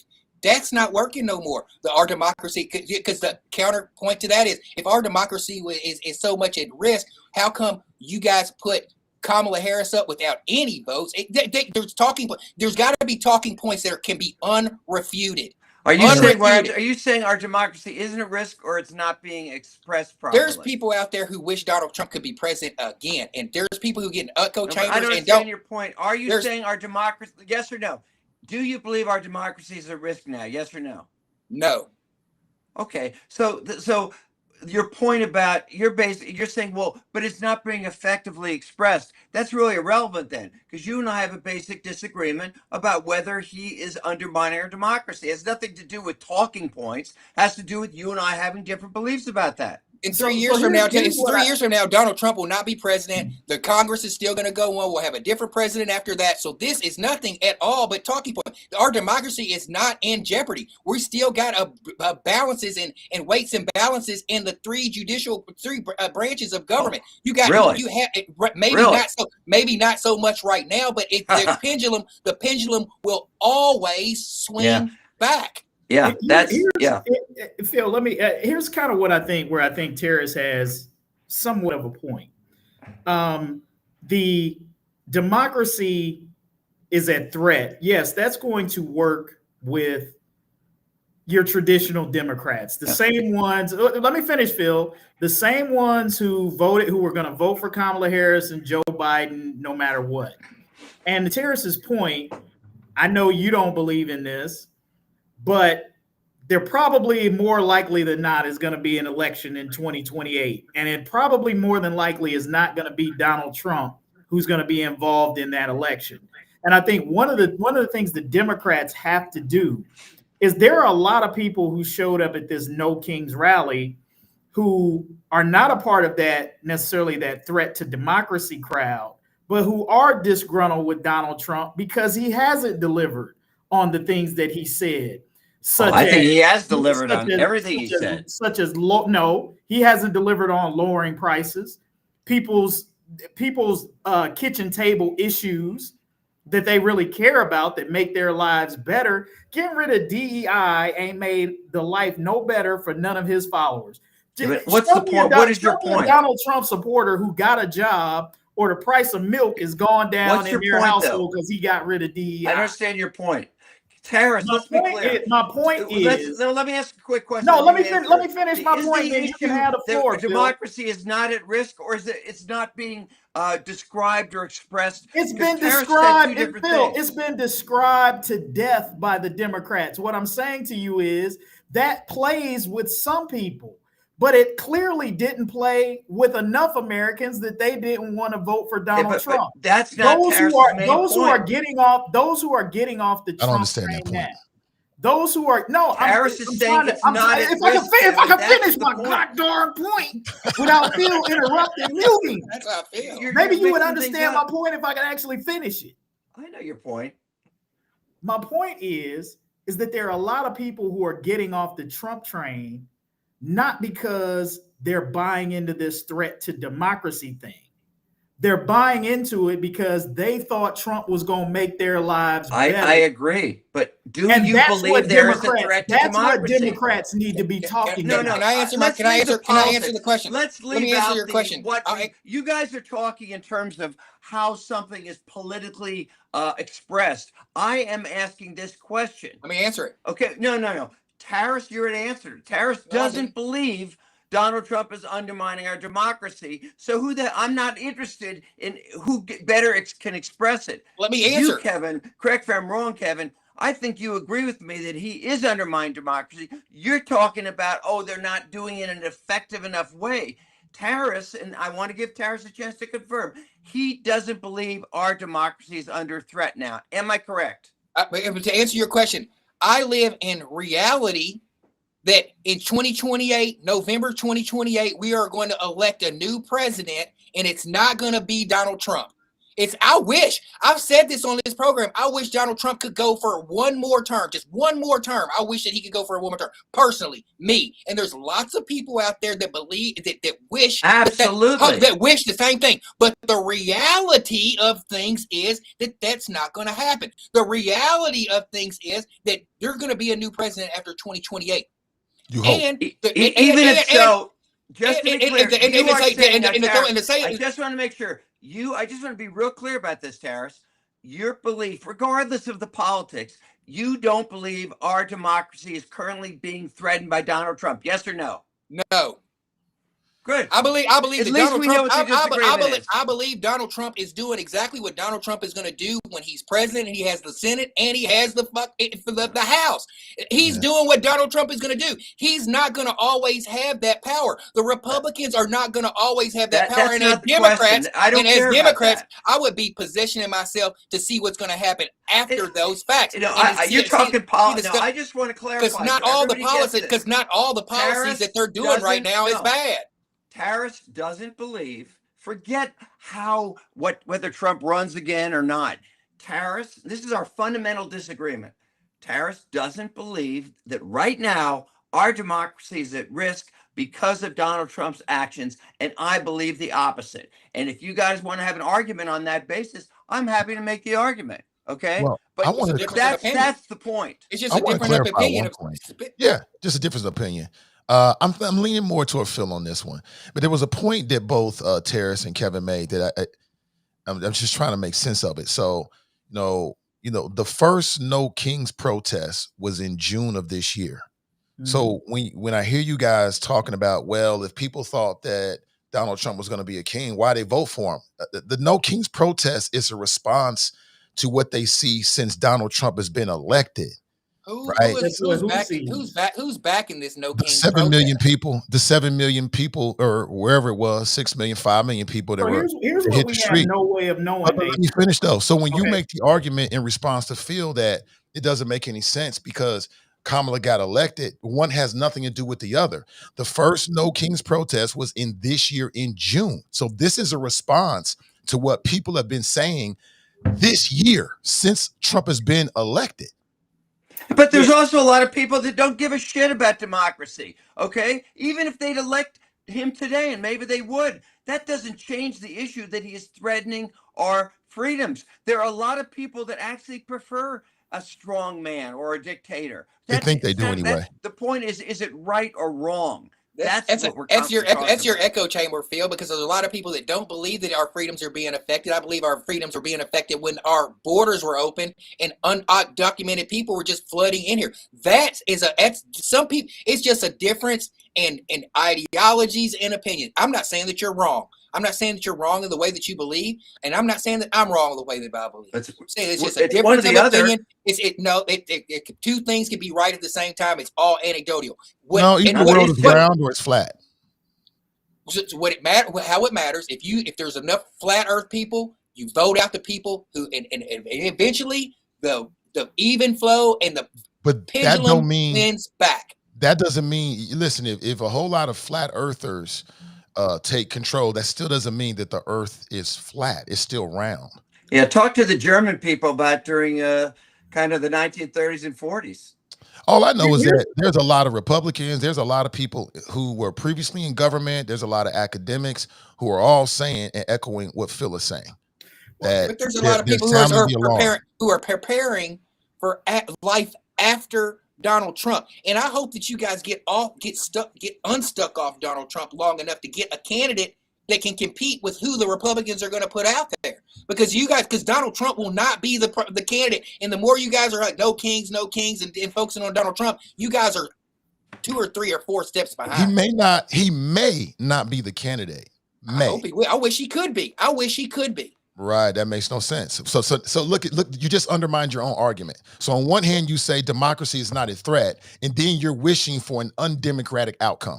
I wish that he could be, but I'm saying I wish that he could be, but realistically. So which is it? Is democracy a threat or not? Because that would be authoritarianism. It's not realistic that Donald Trump will be president after 2028. I wish that he could. I wish the Cincinnati Bengals would win every single game because I believe I like that stuff. But they're not going to win every single game because reality is they're not going to do that. I wish Donald Trump could be president for one more term, but in reality, I know that he's not going to do that. You can't have I'm not going to be stuck in Donald Trump. We know you're not. There's a possibility that Donald Trump could be president again. I'm in reality, although I wish that Donald Trump could be our president for one more term, that he will not be. So he will not be. So I'm living in reality. Yeah, well, we'll have to wait and see. Because we're living in a time where we're seeing a lot of things for the first time, like the demolition of the White House. Some would say we never see something like that. Could you imagine if Obama did that or Clinton did that? And please. They're going to have WWE. What is it? Just UFC, what we always needed. UFC. Do we talk just about what this? I needed. We've been talking about this. We're going to have WWE on the White House. But come on, Nathan. But Nathan. Meanwhile, energy prices are going up. Let's go back. Let's go back when we were talking about this on Hot Mic Podcast, and we said this when Donald Trump. We said Dana White and all these people who are writing the script for all this is going to be going on, and then it feels like Dana White. What has he got to do anything? And then I'm talking about Paula White being in the White House, being the spiritual advisor, and Paula White. I don't think there's. By the way, I don't think there's any relation. What's your point? But my point is. These people are positioned in White House. Crackpot conspiracy, rip-off Christian, rip-off artists, ripping off the Christians of this country, telling if they'll send her $1,000, they'll go to heaven or they'll have joy in this world. That's Paul White. These people are in position for political to write the script for the next 3 years, and then they'll be gone. So, I mean, that's why I keep trying to be the voice off the echo chamber and say, "Hey, let's get off this Trump brain syndrome and let's move on to." Would you like to know what the point is? The point isn't whether that's going to happen or not. We lived through the first term of Donald Trump. We already know there's a lot of wacky stuff is going to happen. That ain't the question. The question is this good for America? Like, is having a WWE exhibition at the White House good for America? No. Is demolishing the White House and spending $250 million of taxpayer dollars for a ballroom, is that good for America? No. I would be on the side of no, it's not. Small correction on that. I don't know if there are any taxpayer dollars involved in that. Trump has said that these are all that it's gracious donors who are putting up the money. But Trump also said that Mexico was going to pay for the border wall. Didn't he say that? But let me say this.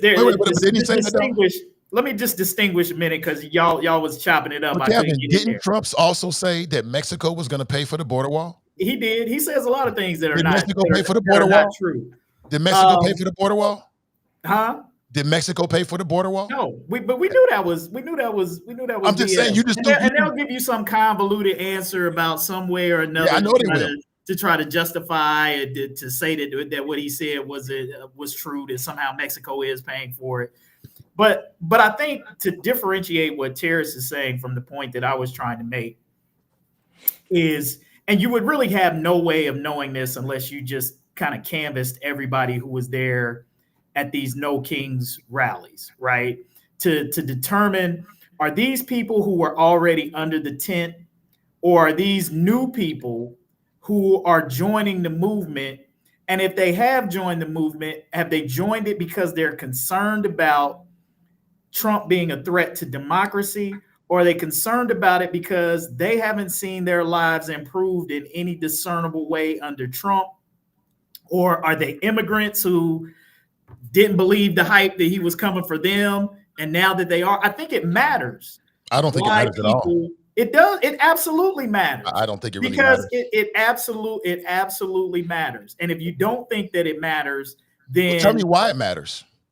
Why does it matter? Because those people who, when the Democrats are not speaking specifically to those people's issues, but then you turn around and you get Donald Trump and MAGA, even if they are selling you a line of BS, these are the same folks who said that they wouldn't vote for some of these same folks are the same folks who said they wouldn't vote for Donald Trump again after January 6th.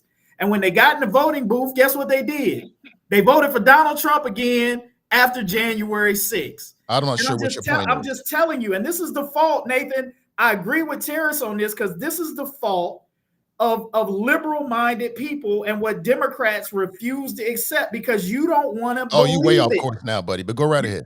No, it is. It's a hard-headedness, and Democrats, and it's a hard-headedness that they just refuse to listen to and hear. That you think the Democrats were so sure that the threat to democracy line was going to be enough to win this past election. They hung their hat on it. That has nothing to do with what we're talking about whatsoever. It might not have anything to do with what you're talking about, but it's what I've been talking about.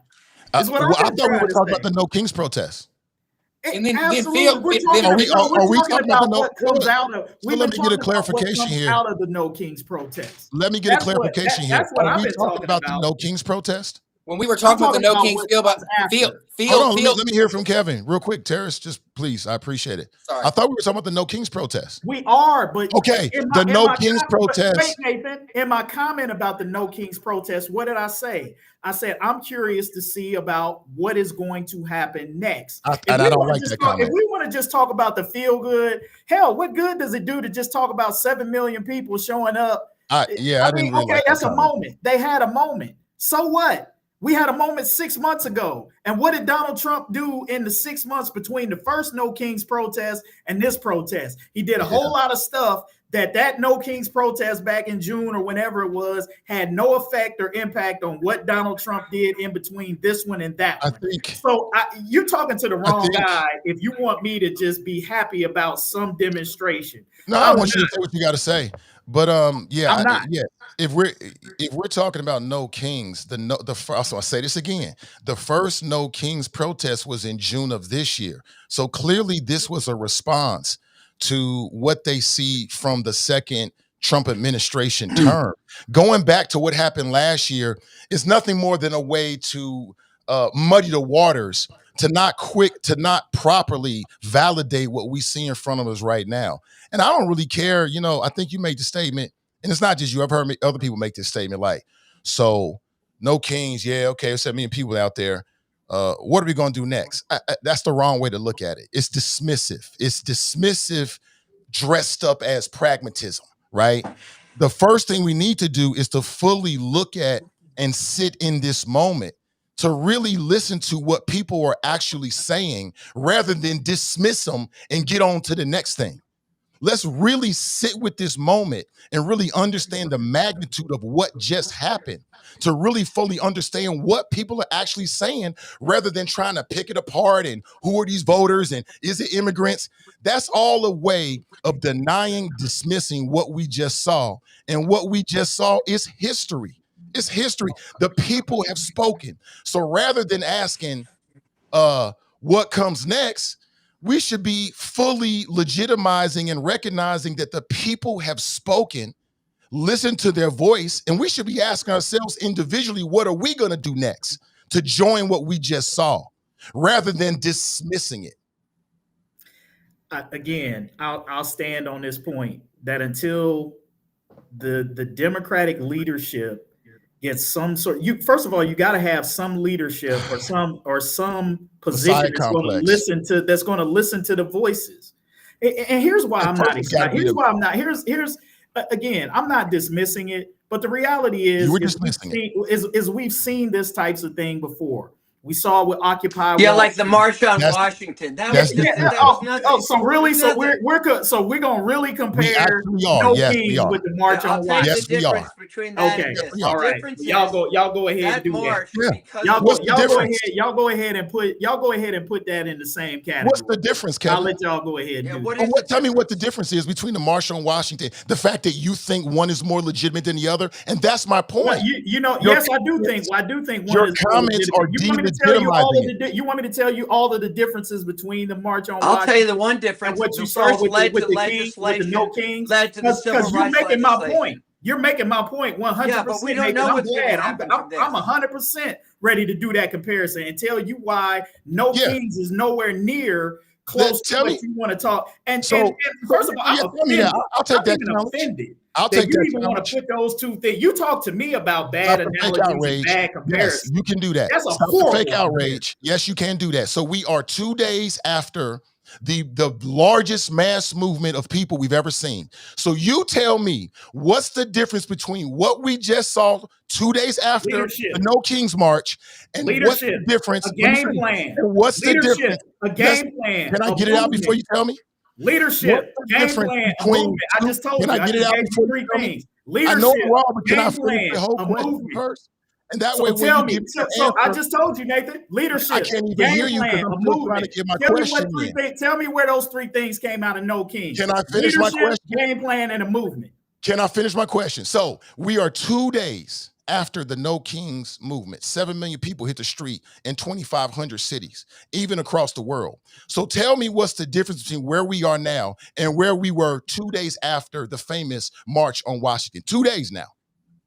Because it was a lot of people 2 days after were saying, oh, what are we going to do now?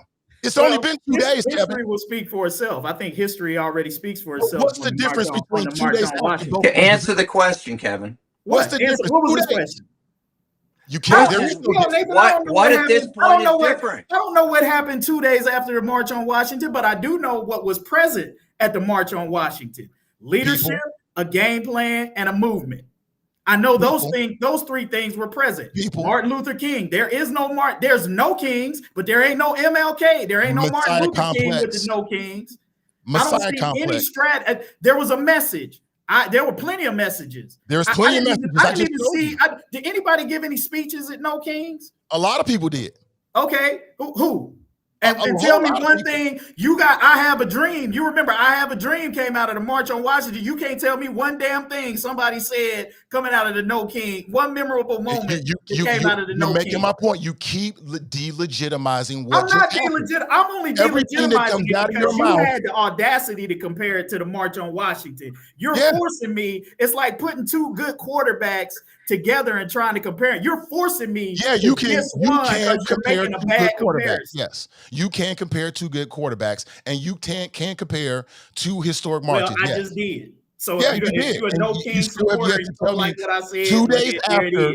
2 days after the March on Washington, it wasn't a March on Washington. What's the difference between that and here we are 2 days after it? We need to stop delegitimizing the No Kings protest and give these people their proper due and properly examine it. Give us the room and the space. By the way, you talk about organization. Do you know what it took to organize this past weekend? I listened to interviews with some of the leaders of that, like Indivisible. It took, first of all, a bunch of organizations like Indivisible. There was a whole bunch of them, much like on the March. What do you think it was easier for these organizations in this social media environment to organize that protest for the March on Washington? Which do you think was easier to organize? Which do you think was easier to organize, the March on Washington or No Kings? I think that question is irrelevant to the point. It's always irrelevant to the point. You're the one that wanted to make the comparison. Okay, well then answer your own question then. Then tell me, how is answering that question relevant to what we're talking about in terms of No Kings today?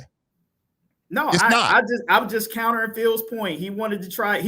Why did he bring up the point about how difficult it was? Ask him that question. Why did he bring up about how difficult it was? All I'm saying is both were difficult.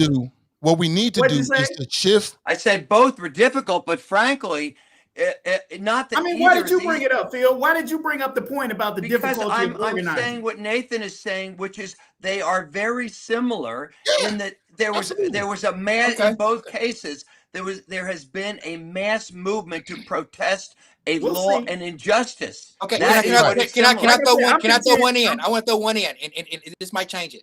What about the Million Man March? It took place October 16th, 1995 by Louis Farrakhan. Can we throw that one? Does that have any relevancy to People it? did the same. I don't agree with that. You don't agree with it, Phil, but it's the same thing. It's all the same to me. It's a mass movement. If you guys are talking about mass movements, you got to throw in the Million Man March as well. And what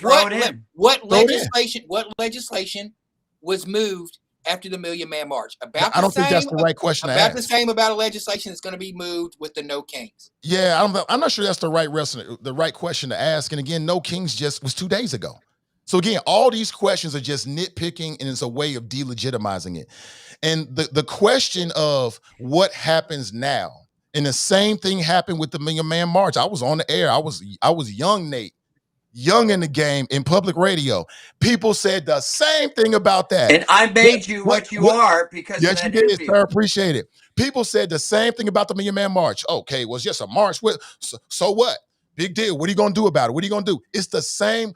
That question about what we do now serves only one function, or a couple functions. One is to delegitimize it. Number two is to shift the burden away from the powerful to the powerless.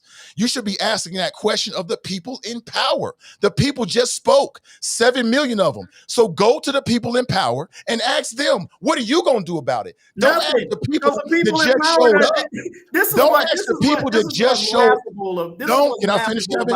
I'm about to land. I'm about to land. And I'll give it straight to you. Don't ask the people who just did something. A march in and of itself is action. They just did it. And so you're going to turn right around and ask them what you're going to do next. Yep. The real question should be to those in power. You heard these people speaking. What are you going to do about it? Nothing, because you already know the answer to that question. They're not going to do anything. Donald Trump told you what his answer was to the No Kings March. A plane flying overhead, dumping crap on your head. That tells you what the people in charge think about the No Kings. And this is my main point. You're trying to say, like, 7 million people showed up, like that's going to move Donald Trump. It's not.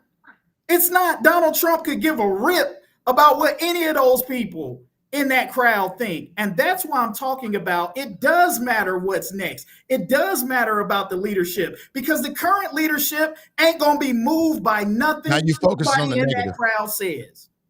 And the important thing is because that leadership is not going to be moved, you need new leadership. That's why I'm saying those people who are there, who are leaderless, they need something. They need something to vote for, not just against Donald Trump, because that ain't going to be enough to win it. It wasn't enough to win it in 2024. It won't be enough to win it in 2028. You better have a plan. Let's talk about the Million Man March. Did you go to the Million Man March, Nathan? No, I did not. Okay, I didn't either. But I know that there were some brothers there. And if I'm not mistaken, was there not a pledge or a game plan or something that Farrakhan gave to the black men who were there to leave that place and go back into their communities? Do you remember what it was? Call to action. I believe it was a call to action. Do you remember any of the tenets of the call of action? Oh man, I can look it up real quick. But I don't know how many years ago that was. So they had it, but you don't even remember it. Okay, I guess my point is the larger point is that there was a call to action that many men left that march from and put into action into their communities, and they did, their lives, and in their home. They were given some leadership, a game plan, right?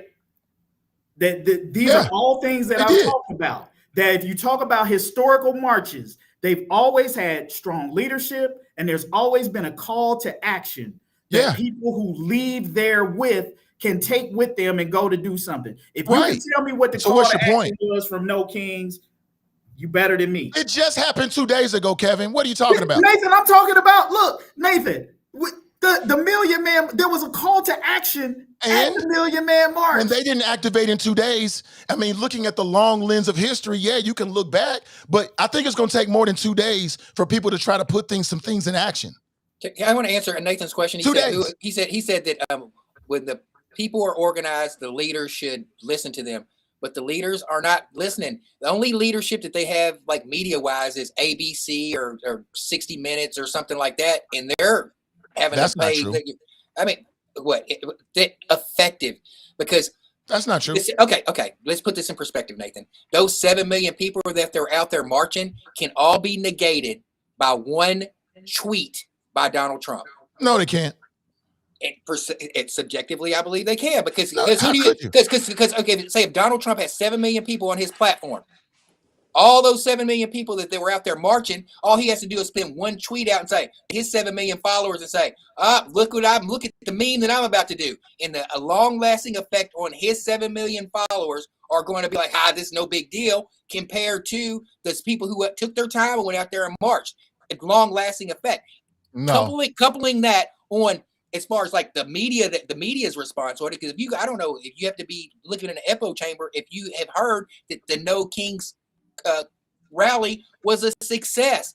Everywhere I've looked, it says it's a swing and a miss. It was a flop. It left a lot to desire. What was the meaning of it? Well, I mean, over and over and over. Not one good thing. I had no desire, brother. No desire at all. You don't even know what you're talking about. Okay. Listen, let me share. Let me share something.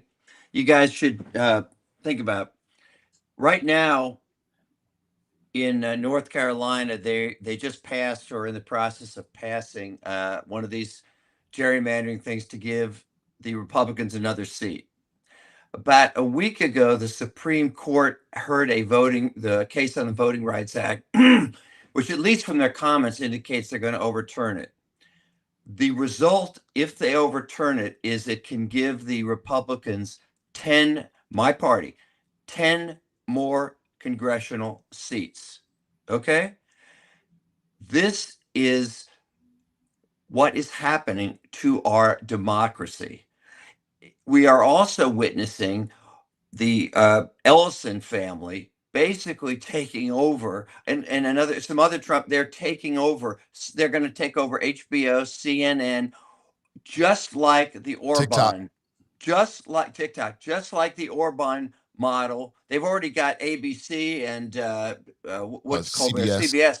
This is the Orban model from Hungary, which Trump is well aware of, where Orban got his rich friends to buy up all the media. So there's no opposition media. And that is where we are headed here. And if they get those 10 seats, okay, I don't care how angry the people are about things. The Republican Party is going to keep control of Congress. And California is not going to counter. And California is not going to counter with anything. California's not going to counter. Let's reality. Let's talk reality. Reality. You're fair mongering. California countered Texas. If issue 50, which Barack Obama did some good TV ads on, if that passes, all that happens is it's a wash for Texas. If on top of that they overrule that Voting Rights Act, from what I have read, the Republicans will get 10 more seats in Congress. Well, I hope they're black Republicans, or I hope there's some Republicans of color in there.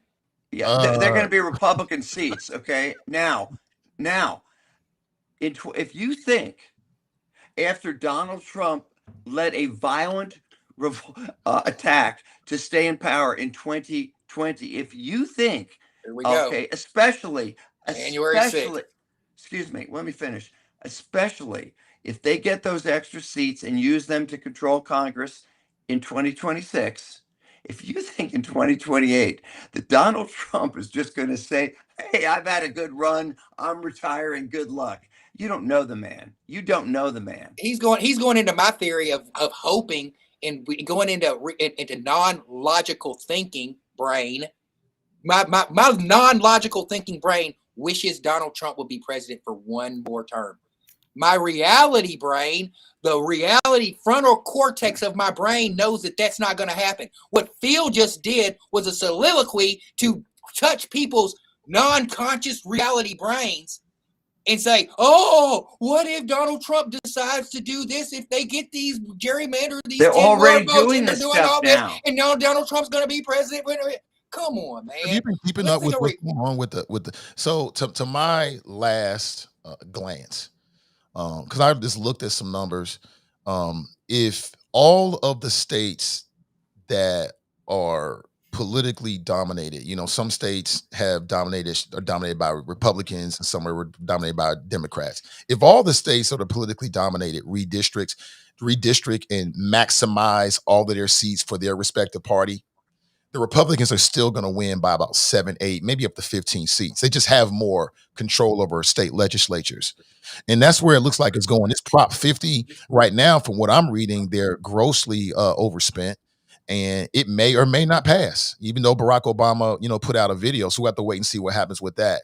And so no kings, all protests to me are the same in the sense that it's a reflection of the will of the people, but they all don't have the same intention. And that's where we kind of got off focus a little bit. So the March on Washington was about specific legislation. No Kings is about raising awareness. So trying to say what's going to come out of it is not fair because they have different intentions. Okay. The Million Man March, that was about black people and resurrecting something in black men. And there was a lot of black men who came back to even Cincinnati and put it in play. So they're similar in the sense that the people are speaking, but they all have dissimilar and unique sort of goals that they're trying to hit. Yeah, that's fair. I mean, and if the goal of the No Kings March was to raise awareness about the threats to democracy, again, I would stand on what I said at the beginning of this. If that was the intent, then I think that's a bad intent, because I think the only people you catch with that message are the people that you already got.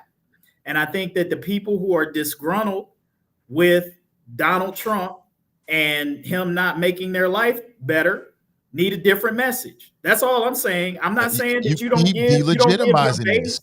I'm not saying that you don't give your base what they need, which the Democratic base needs that right now. They need to feel a sense of fight.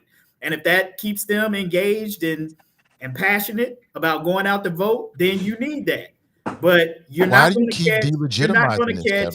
catch as many fish as you think you're going to catch with the threat to democracy thing. You're just not, because there are a lot of people who think, there are a lot more people than you think that think like Tarris, who don't believe that Donald Trump is going to be president into perpetuity, and they feel like it's ridiculous when people like Phil and others say that. How do you know that? They think that, huh? Because how could you possibly know that? Well, I'll just tell you what I hear, bruh. And granted, I don't hear from everybody. But I do hear from a decent amount of people, at least those who live here in greater Cincinnati. And I think that, yes, there's some people who are very, very concerned about it. But I hear most of that coming from the same people, not new people. I hear new people who are disgruntled with Donald Trump talking about different things. And how do you define new people? People who might have voted for Trump, or people who might have been sympathetic to Trump, or people who didn't vote at all who might now be thinking about voting now. It's like those are people and that's why I was saying, like, and I don't know, there's no way of knowing this, right? Like the makeup of that crowd and who is in that crowd. Like, it don't matter. It does matter, Nathan, when you count votes. It absolutely matters when you count. It's a math game. Here you are focusing on the wrong things. Instead of focusing on the makeup of the crowd, focus on the unified message and umbrella that they were marching on. That's what matters. Who cares about the makeup of the crowd? That doesn't matter at all. We keep delegitimizing these folks. I don't understand why. I don't get it. I don't know. Maybe I'm the only one that cares about math and the electoral college and how many votes it actually takes to win an election and the presidency. You say that don't matter. It's more about how people feel. Okay, I hope that wins elections. Completely different conversation, elections for the Democrats. Meanwhile, on me, I'm gonna count votes. I'm gonna do the math. You focus. That's a whole different focus on the other conversation. People. I think there's a time and place for that. This ain't that. This is a time and place to listen to what these 7 million people have to say, to listen to their voices, to feel their energy. We keep talking about action. Speech is action. Who do you want them to listen? Who do you want to listen to them? Hakeem Jeffries, Jasmine Crockett? You want Adam? Who do you want to listen to these people? Because their protest is going to fall on deaf ears, because they can't even keep the government. They can't even keep the government open. They can't even do. I mean, the government is shut down. You think that they're worried about who controls the government right now? The Republicans, who do not care about what they. Right. I mean, they don't care. So it's all landing on deaf ears. So they can protest, and they can protest, and we shall overcome all they want to. How does it not fall on deaf ears, Nathan? Explain that. How does it not fall on deaf ears to the Republicans? Because I'm about to blow you up, because you can't have it both ways. You're trying to have it both ways. I'm not trying to have it both ways.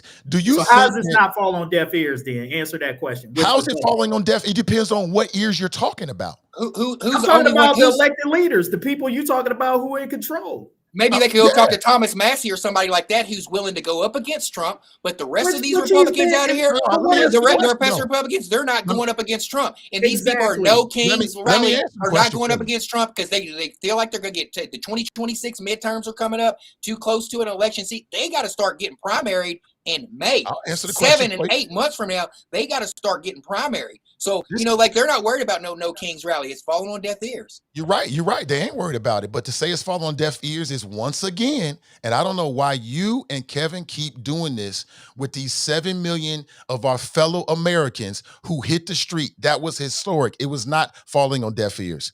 You don't know who is going to touch, number one. You have no idea. If you look at who actually voted in the last election, there was a higher percentage of people who didn't vote than voted for either Democrat or Republican candidates. Mm-hmm. How do you know it's not going to reach them? In terms of elected leaders, it's certainly going to have a lot of Democrats, and we don't know. There could be some Republicans who might hear it. This is leverage if people use it right. It's leverage. You had a historic amount of Americans that hit the street, use it as leverage. But this constant deflection, it's really dismissal, but you're trying to dress it up like pragmatism is not effective. Constantly trying to denigrate it and act like it didn't happen, it doesn't matter. That is not helpful at all. This march is like anything else. It's what you do with it. If you decide it don't matter, then it don't matter. If you decide to do nothing with it, then you do nothing with it. But for those who are energized and inclined to get things done, use it. Well, we'll see. Use it. We'll see. Use it. You can nitpick anything to death. Or you can say, you know what, this is a moment that I'm going to try to capitalize on. And I'm sure that there are a lot of smart people who are doing that right now. It's only 2 days afterward. So we'll have to wait and see. They're making T-shirts and these little wristlets and all that kind of stuff to get to capitalize on it for sure. I'm sure they are. They're going to probably have a whole... dismissive. But if this was when the Tea Party was out there, oh, man, it was the revolution, right? Oh, that's what you were saying, right? When it was the Tea Party, Tarris. Oh, boy. Oh, man, 1776. And we got to take our country back. When it was a Tea Party, and the numbers paled in comparison to what we just saw. But when there's somebody out there against your guy, it's no big deal, and they're making T-shirts. Again, this is going to be whatever make it out to be. And for me, rather than asking the people that just spoke what they're going to do, I think we should internalize it and ask ourselves, what are we going to do about it? And then get busy. And get busy. But you can say the same thing about January 6th. You can say the same thing about the insurrection. Why didn't they listen to the people of the January 6th? You could flip that, and then you could say the narrative was spent. The narrative was spent by Kamala Harris and Joe Biden when they came up there, and they said, "Never forget January 6th." Listen to the people saying listen to the people who were upset about the way that the election. You mean they wanted to overturn the election? Those people, why don't we listen to those people? So if you're saying that we should listen to the people, listen to the will of the people, we should have listened to those people. So, and then I knew where my point was before you stopped me, because they had control, because the media, the Democrats had control of the media at that time. They were able to push their narrative out there. Since the Republicans had the control of the media, and they've created their own form of media, they don't even rely on mainstream media, because Trump for so long has called mainstream media fake news. So even if the fake news, as Trump calls it, promotes the 7 million people, and talking heads and Democrat shields promote the 7 million people, it's one tweet away from being negated, because they've created their own sources of information stream. Twitter, which is now X, Truth Social Network. So this was I think Damon Lynch before said it. This was no protest. It was a rally, like a pep rally. You know what I'm saying? It wasn't no protest that's going to move the needle. It's just like, all right, we know we got homecoming coming up. We got midterms coming up. Let's see what we can do. No kings. It's a nothing burger. Yeah. Again, like I said, the dismissal says a whole lot. It's a nothing burger. You have more people who participated in this in any other mass American protest, but it was a nothing burger. I get it. Damon Lynch writes political theater. Yeah, I get it.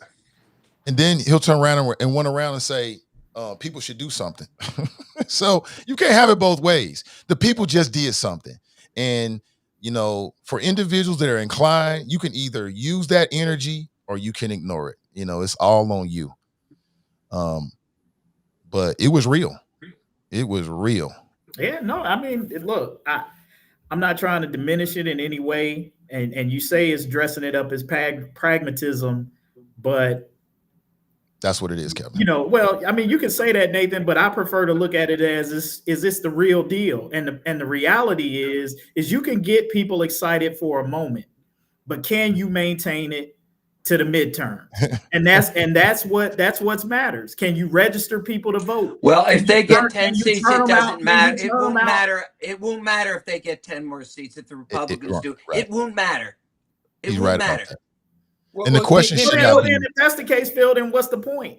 If what you're saying is if the Republican get 10 more seats, it won't matter, then what's the point? What do you mean, what's the point? What's your point? No, I'm just saying. You're saying I'm saying if rallying people to vote doesn't matter, if rallying people to vote doesn't matter, then what are we left with, Phil? What are we left with, in your opinion? Let me explain. What you are doing, basically, what you've been doing for the last 40 minutes or whatever, is you're second guessing the people who did this. You're saying, you know, you guys, I know better. You guys should have been talking about grocery. Now let me finish. I didn't say that. Yes, you have been. You've been second guessing, minimizing it, and you're basically saying, if we really want to get new people, we ought to talk about grocery prices. So you're basically second guessing the whole thing, okay?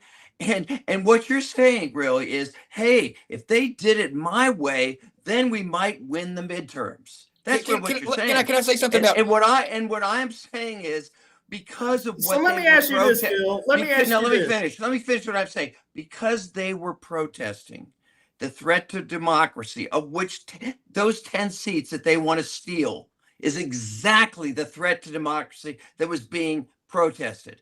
And if that threat to democracy becomes real, and it may very well occur if they get those 10 seats, okay? Then basically it does your idea that, oh, they should have been talking about grocery prices, it won't matter anything because they've stolen it by then. Sunk cost for that. Phil, first of all, let me ask you this, Phil. Let me ask you this. Are Democrats in a position right now to stop the Republicans from doing anything? First of all, answer the question. Don't answer the question. Are Democrats in Congress politically in a position to stop Republicans from doing anything? Look at the government shutdown. It's not relevant. What do you mean it's irrelevant? Why don't you let me finish and I'll respond to your question? You already finished. First of all, you finished. Answer my question. No, answer my question. The answer. Let me answer it. I will answer, but just don't, as you would say, don't interrupt me. That's rich. Listen to that. If I could reach through the screen and rub that head right now, I absolutely would. Give him a noogie. Give him a noogie.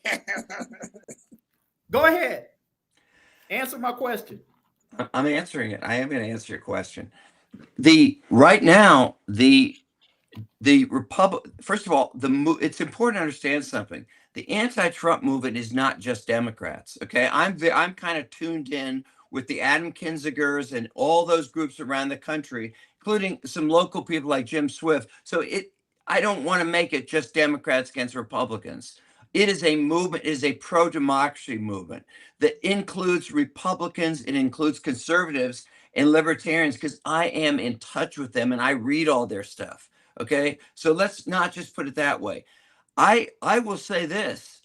I will agree with you because of the cowardice, the absolute cowardice of people in my party. I am not very hopeful. I am, humanly speaking. But I will say this, and this kind of gets to Nathan's point. These people were doing whatever they could, which was massing 7 million pro-democracy people.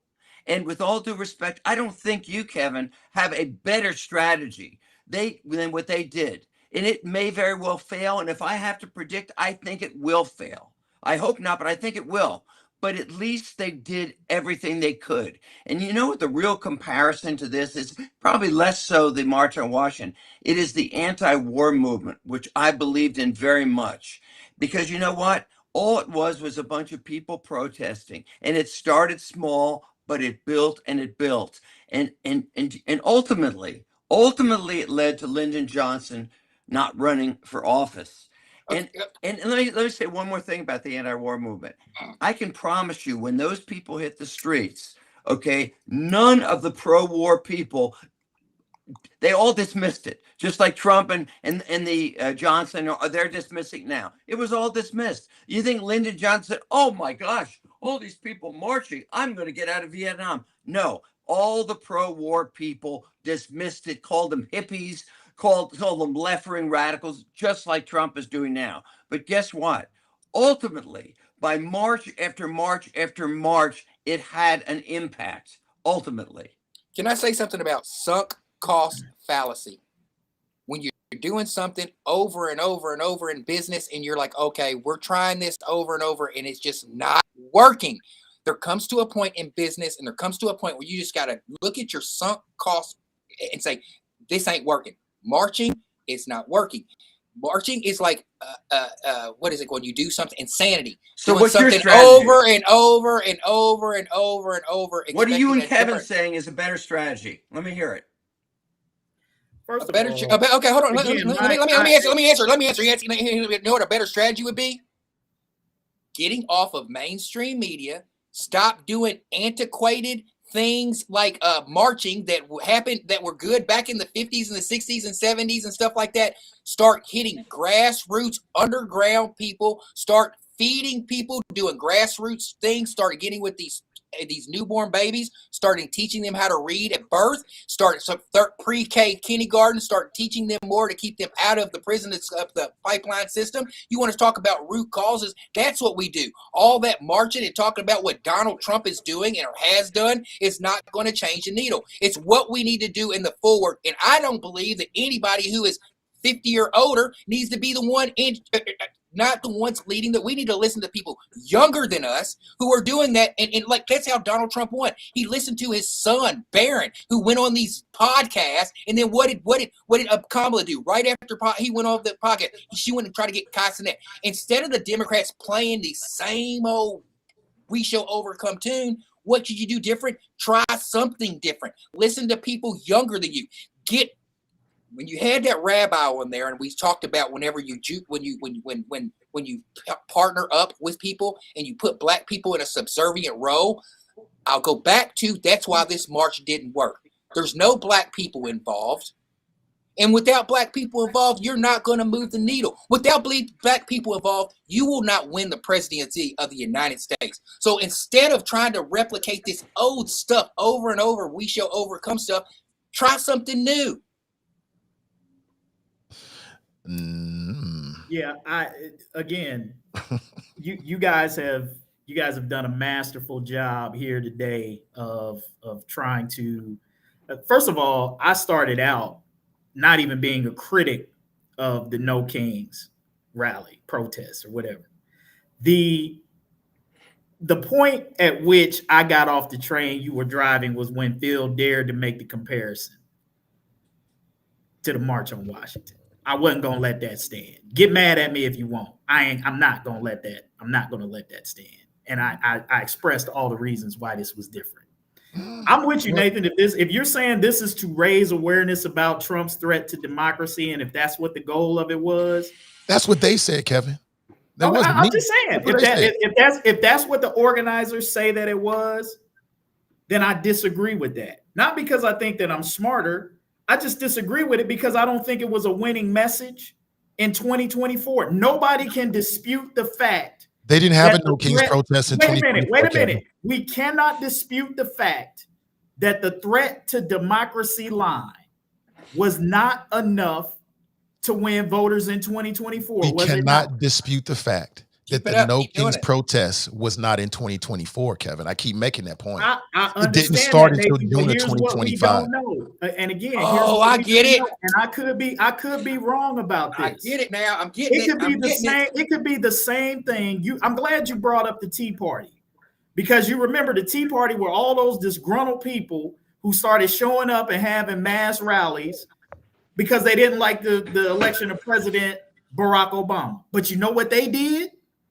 they got people to show up to vote in the midterms. That's what they were saying, Kevin. And you know what? When they got people to show up to vote in the midterms, they shut Obama down to where he couldn't even do anything, include getting a Supreme Court justice on the court. And now we're all Did you pay attention to any of the protests over the weekend?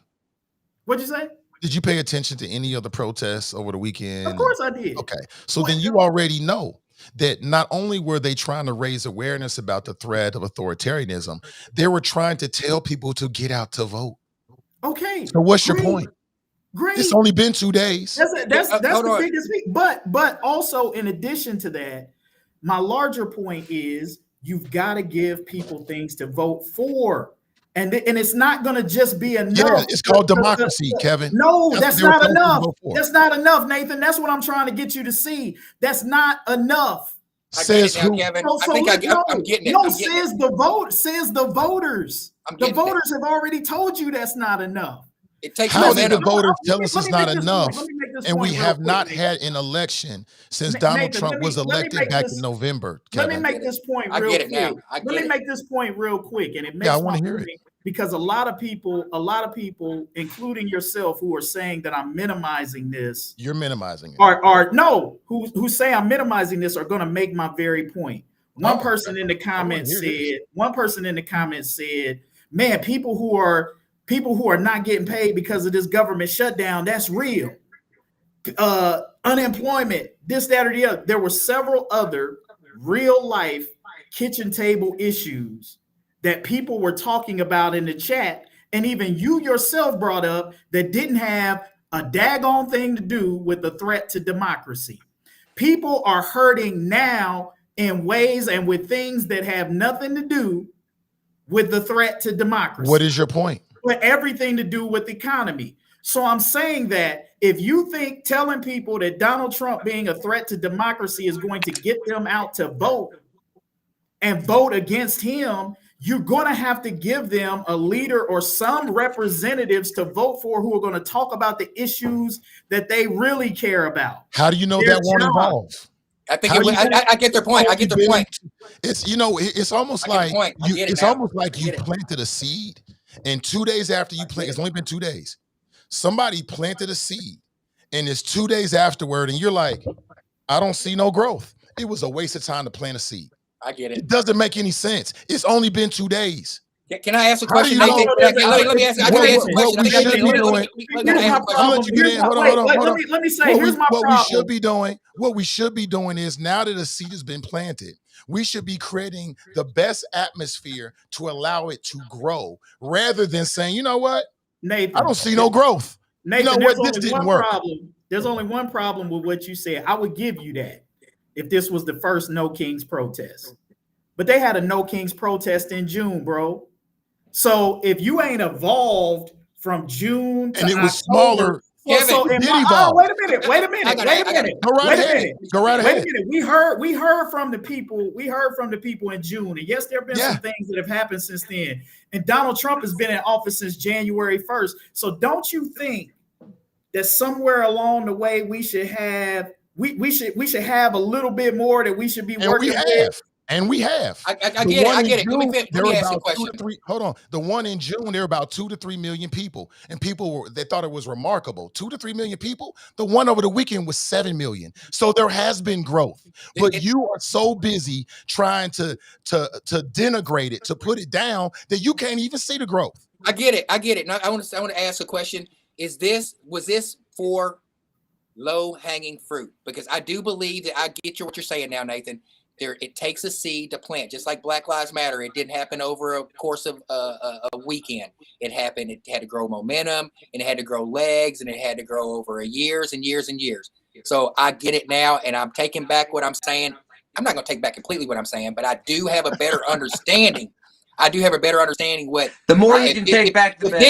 If this is the Democratic Party's dog whistle attempt to create a movement for 2028, and this is a startup, and this is and then you're going to use the threat to democracy. Is this the leg you're going to go on, just like the BLM and the Black Lives Matter? Although in the beginning of BLM, I was like, oh, this is all bullcrap, but it started to grow legs, and it started to grow legs, and it started to grow legs. To BLM changed that 2020 election to help Joe Biden. It was effective. So if that's the approach that you guys are taking, kudos, man, because that was a huge dog whistle. Because I'm saying covert. Because if you got 2 million people the first time, then you get 7 million people the second time. You guys do got legs. I get it now. I get it. I'm saying I get it. I understand what you guys are throwing doing. Shade though. When you say dog whistle, you're throwing shade, Tarris. It's a covert movement, just like BLM was. BLM happened before we even knew it, but it took just like as soon as Breonna Taylor thing happened, because it was getting legs. Then as soon as Breonna Taylor happened, boom, BLM was a thing. Yeah, I didn't have a problem with it. And that's exactly it. I just hope that they don't go from 2 million to 7 million to someone black being involved to this being a thing. Well, don't hope. Get involved and help it grow. That's what I'm saying. I'm gonna get real with you guys real quick. He tell you how I really feel. Get a third term. He ain't gonna help. This right here. My goal and the reason why I got involved in politics is to completely eliminate the Democratic Party. And this is a step. If like those steps what Phil was saying, oh my goodness, if they get 10 more, if the Republicans get 10 more people, I'm over here like applauding it, because I would like to see eventually the Democratic Party be desecrated, similar to the Whig Party. The Whig Party, we don't even hear about the Whig Party no more. Yeah, I'm talking about it be gone. I'm talking about it be gone. I'm talking so the fear mongering that I remember that when I was younger. So the fear mongering that Phil is trying to do goes along with the. Do they even teach that anymore in history? Now because of Donald Trump, do they teach about the Whig Party anymore? I read about it in political science. Whig is woke. I thought you guys thought that would be funny when I said I remember the Whig Party, but I don't know. All right. Listen, if we were just talking about a competition of political ideas and then voters were just voting for Republicans, okay, that's the way it goes. But that's not what we're talking about. We're talking about structurally rigging the system into a one-party system. And what I'll say to you, Tarris, is be careful what you ask for, because right now it sounds good. One party. Okay. There's fighting within. It sounds real good right now. There's plenty of fighting within the Republican Party. There's plenty of fighting within the Republican Party, just like there's fighting within the Democratic Party. There's infighting within the Republican Party. That's as a citizen, I don't want one party. I want multiple. Whatever happened to competition is good. Whatever happened to that? When you're losing, remember Republicans were always like, when you guys are losing, when you guys just lost the last election, and then you guys are doing sunk cost fallacy, and then having people like Phil pour gas along on your echo chamber. I'm like, what the heck is going on?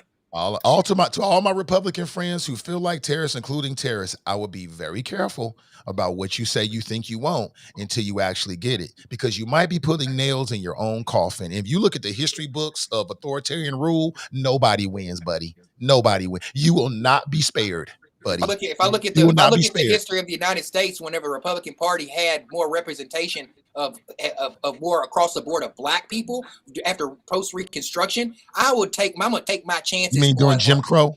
But see, Nathan, Tarris, you want to. I hate when people try to go to the historical. Oh, Republican Party used to be the party of black people. All of that is absolutely true, but you say that without the recognition that the Republican Party today is not the party of Lincoln. It's not the party of Republican Reconstruction. It's not the same. And the Democratic Party is not the same. And people who always want to try to make those comparisons, I mean, it's really almost like the two parties in a sense have switched. And it was through a lot of infiltration. I will say this, that once the Democratic Party started to change and try to move more toward the directions of civil rights, some of those good old Southern Democrats, those Dixiecrats that didn't like the direction of the party, they bailed and they left. And guess where they landed? Strom Thurmond. Strom Thurmond was the main one of the Democrats and Republicans. Yep. And just like MAGA has taken over that Republican Party, the Dixiecrats and all of those who transitioned over to the Republican Party did the same thing. It was the same kind of political takeover like what you're seeing right now with MAGA. And much, in many cases, much for the same reasons, you know. So I'll just leave it there. Look, I'm with you, Nathan. I'm not a no Kings rally hater, no matter what it sounds like. Just for me as an individual, maybe it's me. I need a little bit more. Some people might not need to see that. Other people may feel differently, may agree with me. They want to see more. They want to see more come out of it. I just think because of the sense of urgency that we have, there's to Phil's point, if you really are concerned about the threat to democracy, the sense of urgency is like now. Like, you got to get, if that's really your concern, because Trump is doing things every single day that is eroding rights and doing different things. And so we don't have a lot of, there's not a lot of time. If that's your concern, there's not a lot of time to be wasted. You know what I'm saying? When your only hope, and when your only hope short of revolution is these upcoming midterm elections, which will be here before you know it. And there's got to be candidates out there that can win and people who are going to support and vote for those candidates. And that's all I'm saying, is that if you are truly concerned about the threats to democracy, then the sense of urgency is now. The seeds need to grow quick. I hope these aren't slow growing seeds. They need to grow quick, because this election season is about to be over and you're into the next. And so what I would add to that, you got to be registering people. You got to get your messaging together. There ain't no time to waste. That's where I'm coming at it. I don't think this is wasted time. I would not look at a protest of this magnitude as wasted. I mean, it's just I didn't say that it was. I'm saying we don't moving forward. Time moves quick. I'm just saying we don't have. I'm not saying this was a waste of time. It's a waste of time if you don't do anything with it, right? And that's my point. Well, that's what I'm saying earlier. I don't care about who was in the crowd in the makeup. That's a waste of time. Double thinking it and double guessing it. That's a waste of time. The people have spoken. 7 million people have voiced their concern.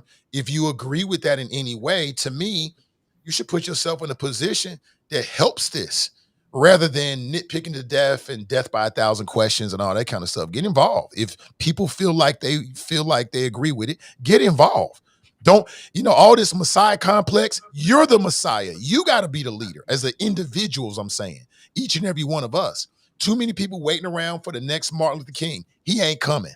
Too many people waiting for the next JFK. He's not coming. Right? What did Obama say? You are going to save us. It's going to be you, the individual. And it's got to be that way. That's just where we are. Yeah. I still say people got to have somebody to vote for. Jerome writes, if you don't have a good somebody to vote for, we'll see the same outcome that we saw in 2024.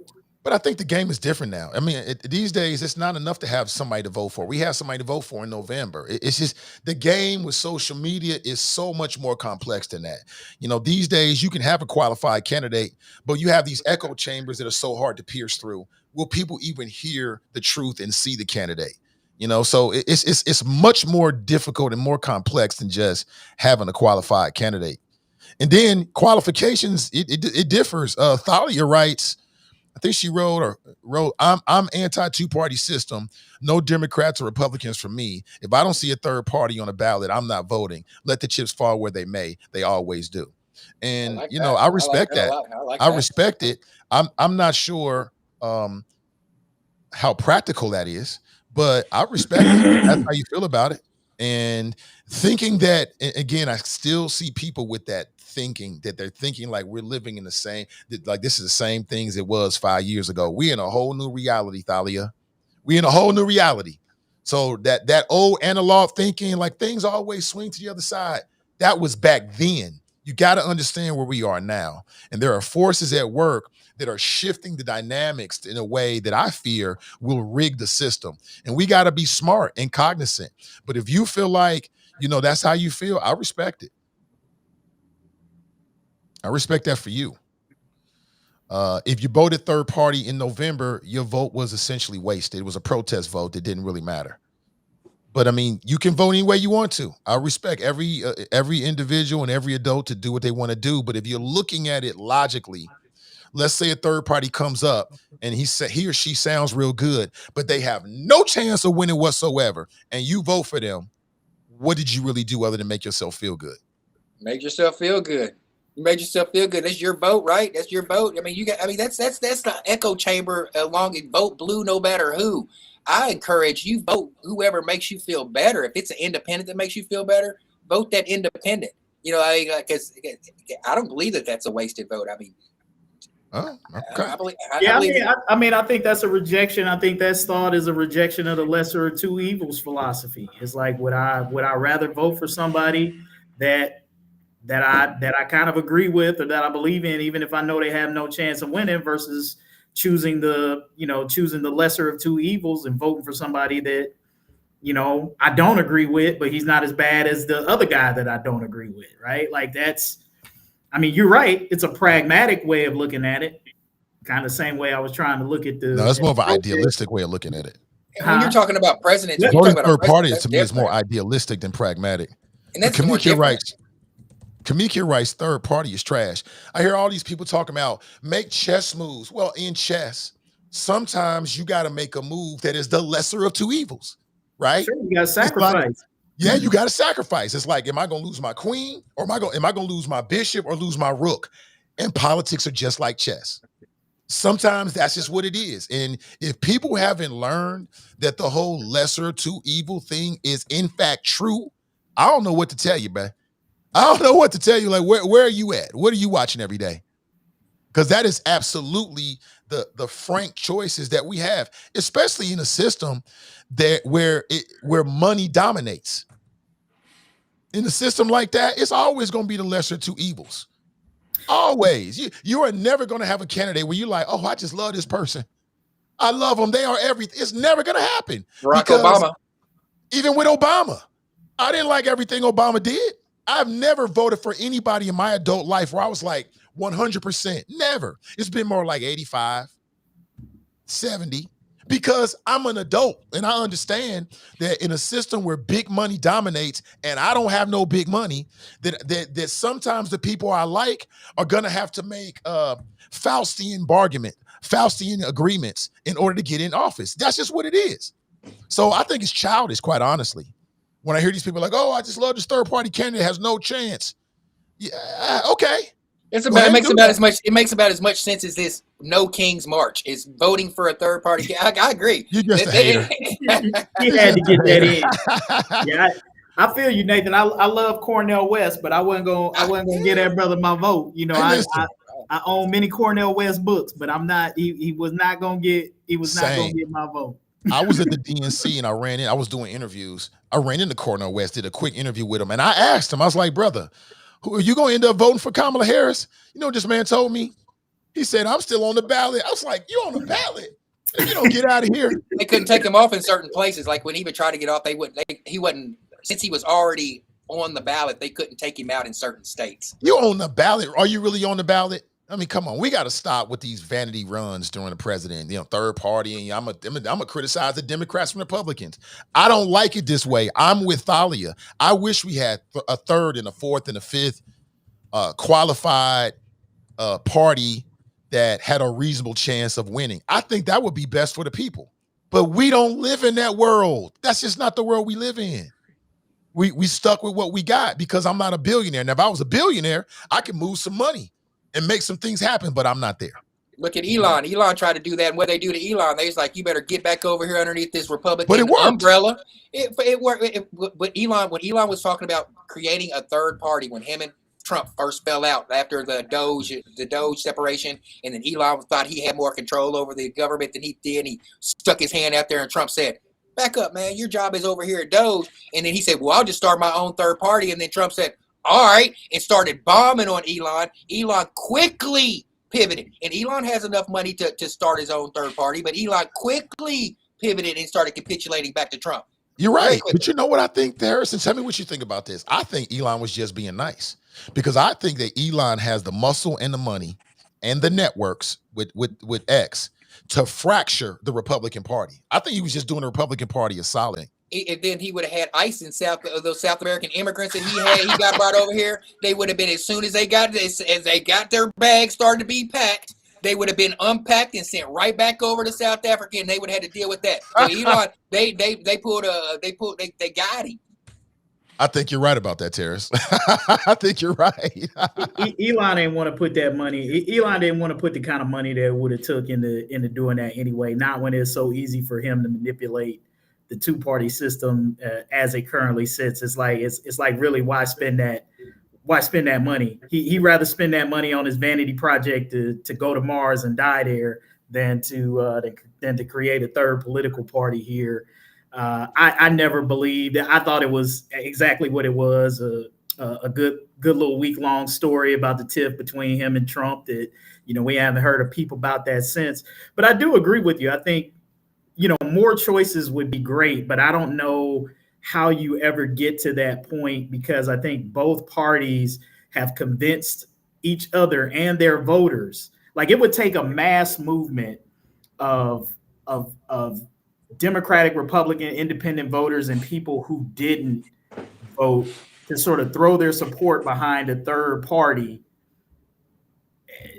to even, because it's one of those things like, okay, who's going to make the first move? Are Democrats going to leave and go? No, they're not going to do that. They're not going to abandon their party, because then that means the Republicans will win, because now you've split whatever vote you have between two parties. So it's like, I just don't think it would ever happen, because it would need to take a mass migration of voters, or somehow, getting all of those many millions of people who could vote but who don't vote, to suddenly get them interested in politics in some way, shape, or form in a third party.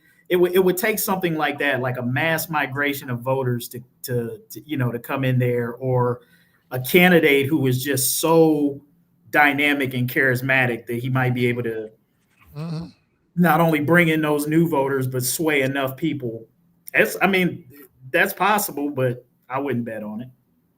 Damon writes, Bernie failed us. They cut his legs off. And in the same token, Bernie didn't fail us. The Democrat Party failed Bernie. Yeah, they did. In the same token, we can say the Republicans did that to Ron Paul. The Republicans did that to Ron Paul in 2012. Yeah. The same thing they did to Bernie, because Ron Paul had a grassroots movement of students. It was amazing. They walked him through that RNC and wouldn't even let him speak. And he had people chanting Ron Paul. So they did the same thing to Ron Paul they did to Bernie. So yeah, the Democrats and they I think they paid for it. The perception was that the DNC was in the bag for Hillary, and they probably were. From what I remember reading, they were, and it just came across as unfair and corrupt. And I think they paid a big price for it. And it is what it is. And I'll say it again, man. For years and years and years, and I still am open to vote for a Republican candidate. I try to listen to what people have to say. If it makes sense policy-wise, I can go with it. We're in a different environment now, so I've got a lot more things to think about rather than just one particular candidate. I've also got to think about where they fit into the federal puzzle. But for years and years and years, I've always been a registered independent. I want the Democrats and Republicans to compete for my vote, and I still have that basic mindset. And really, Nathan, I think that's the way that it should be. I think for every voter, it's like a lot of people are kind of bought and sold into one party. And I get it now these days more than ever, because as you said, we don't live in a time now where when you look at what's being done and the agendas that are being in place, I don't think there's much middle ground between MAGA and the Democrats.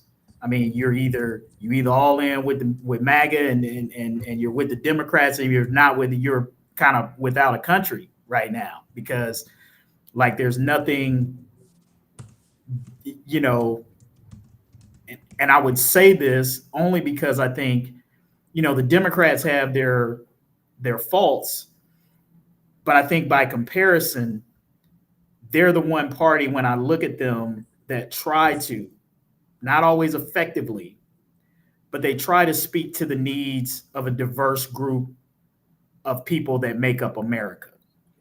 I think both parties are subjective. I'm not going to say that neither party isn't subjective to the whims of rich people, because we know that the rich have influence over both political parties. But if you look at the policies that are kind of being put forth, I think the Democrats offer a more inclusive view of America than what the Republicans are offering right now, which is much more exclusive. And so, if you like that exclusivity and the diversity is a bothersome thing for you, then yeah, you probably like what MAGA is doing right now. And a lot of people do. And here's another example of it. If you care about those things, then you're probably on the Democratic side. But I think that, to your point, both parties should be competing, for people's votes. And right now, I think a lot of people, mainly because of the tribalism, even if you don't like everything your party is doing, you kind of got to hang in there if you really don't like what the other side is talking about. Can I answer Nate's question too about Nate? Can I answer Nate's question? Can I throw this in real quick, Tarris? So Absolutely. this is a reason why a lot of people like Trump. This is a reason why a lot of people like Trump. This is a picture of the demolition that's happening on the East Wing. As we know, President Trump has decided he's going to make some expansions, create a ballroom. But this is the reason why people like Trump, because he's unconventional. He's outside the lines.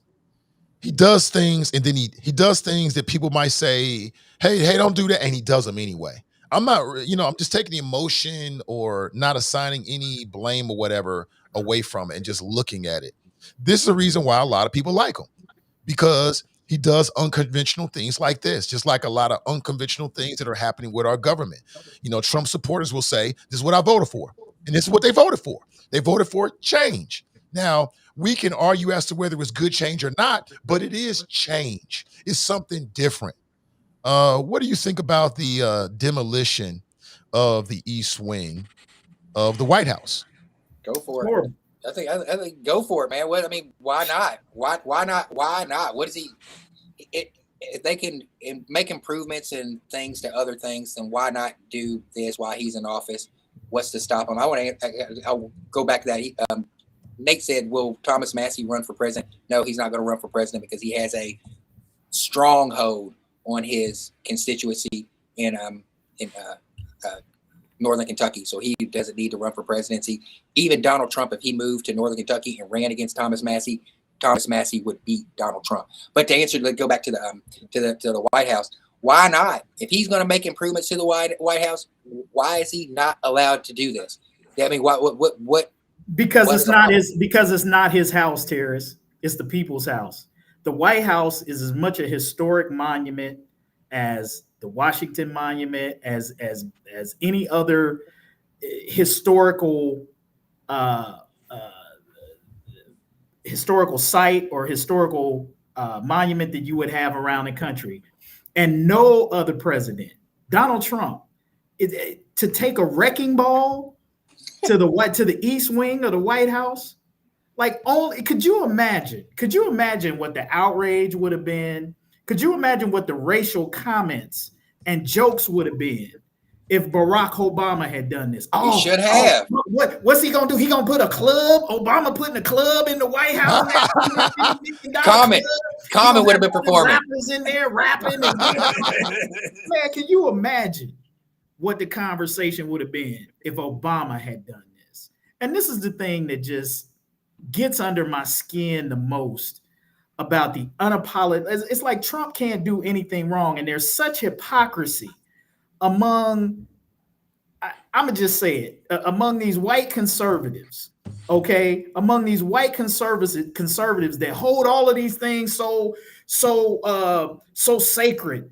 When black people was tearing down Confederate statues, it was an affront to history. And you shouldn't desecrate history like that. But this man can come and tear up the White House because he don't like the ballroom that's been good for 45 because he's been the president twice.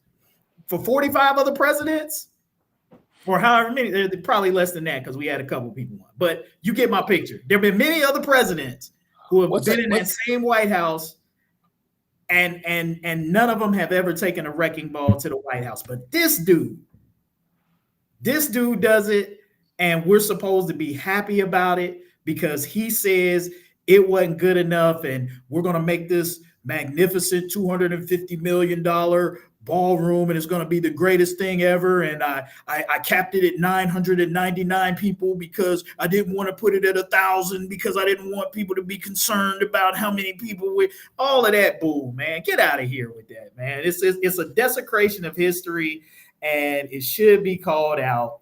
And, you know, if anybody else had done it, you know, they would have been vilified, but not this. I think Tarris is right, but go ahead, Tarris. What you got to say? I think you're right. I think Obama should have did something big, but go ahead. I think Obama should have done it. I mean, like we talk about I agree with Nathan. That's why people like Trump, because he just does things and asks questions later. That don't make it right. It does. Okay, it don't make it right. And I'll say this, and I'll speak.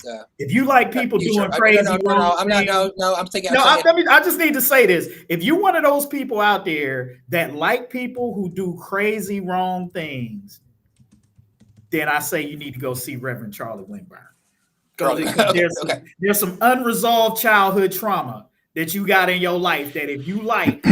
If you get a kick out If you get a kick out of people doing wrong things, man, go see about yourself. I'm saying history repeats itself. And like, if you look at the Roman Empire, whenever they started building coliseums and started having their own fight each other within their thing, that was the start of the fall of the Roman Empire. So I'm looking at it from that realm and saying, if they're doing stuff and they're building onto the White House so they can have their big fight and all their big thing, then if it's closer to the end of the white supremacy empire and it going that way of past, then let it be.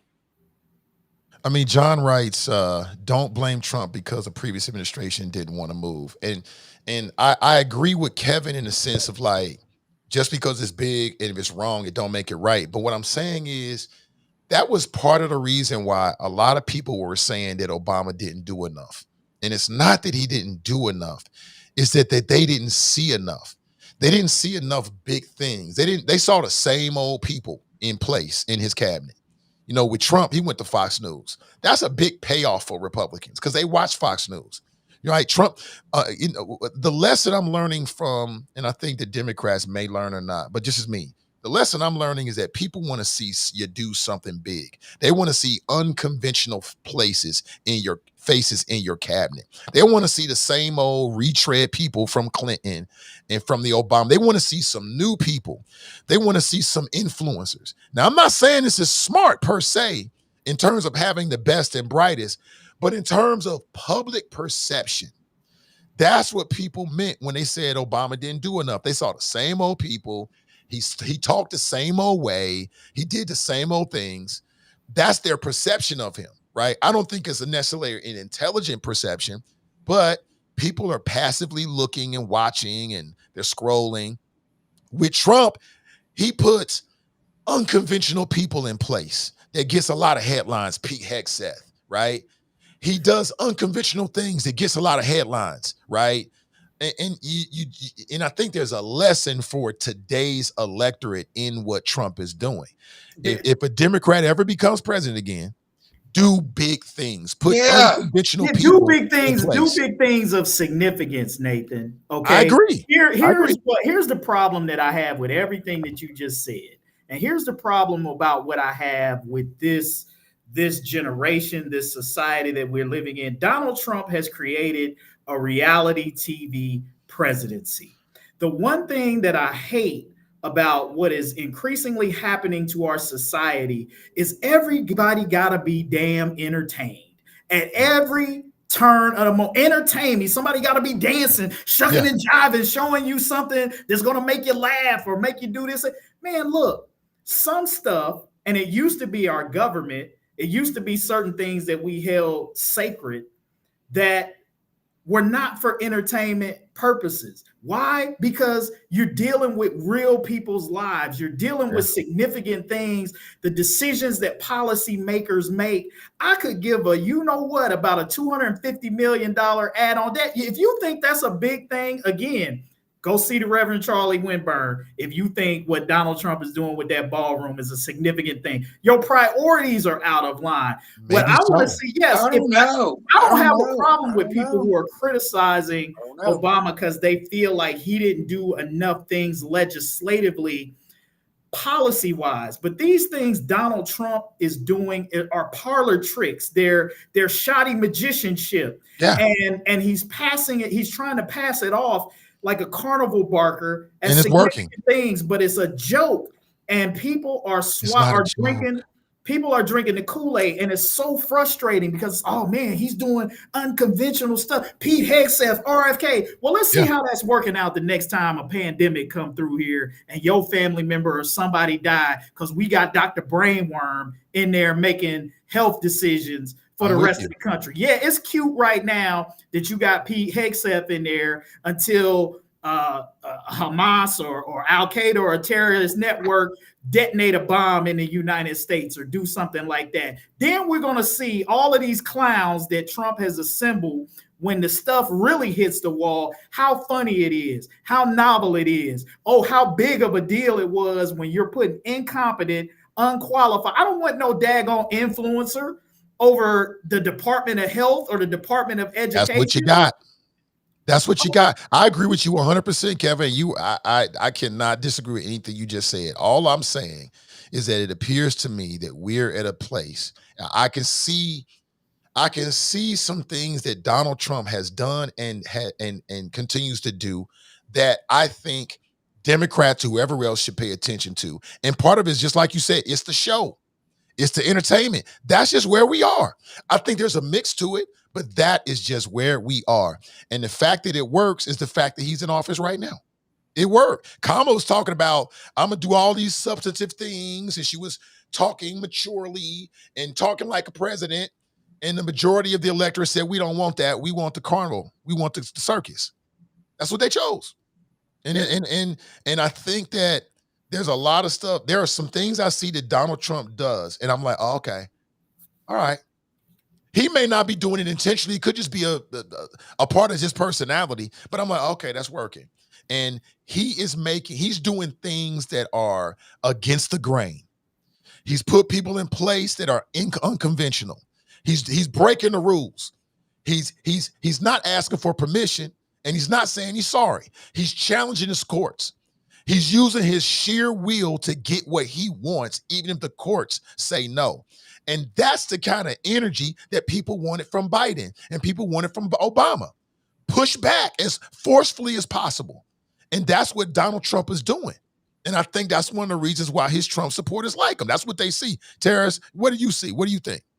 I think you nailed it. I mean, I'm not looking at Donald Trump as a long-term savior or anything like that. I'm looking at what can he do and what policies he possibly put in place that can affect me and my family right now that are going to stay in place. Because I know it's, like I said, I'm looking at this thing realistically, that 3 years from now, Donald Trump's not going to be in office, and they're going to go back and they're going to undo some of the policies that he has put in place. So these next 3 years, I'm going to find out the policies that work for me and my family and my businesses and take advantage of those policies until the next time comes.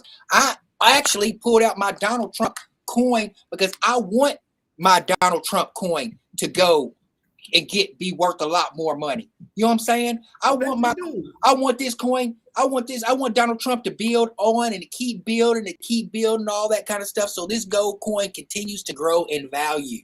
So everything Donald Trump does, this is going to be and I hope they put this thing is worth so much you can put one of my kids through college. Hey, did you get that? Did you get that assessed? Because I don't put it past Donald Trump that probably ain't even real gold, man. You had that thing to turn green on you in about 6 months. For right now, I got a letter of authenticity. Signed by the Donald. Signed by the Donald. The Bank of Donald. The Donald Trump Jewelers gave you that ticket of authenticity. Donald Trump jewelers. Oh my God. Tarris, I hope for your sake, because you spent your hard-earned money on that, and I love you, brother. I hope for your sake that's not fool's gold, and that it does make a return on you, because I don't want to see nothing happen to you.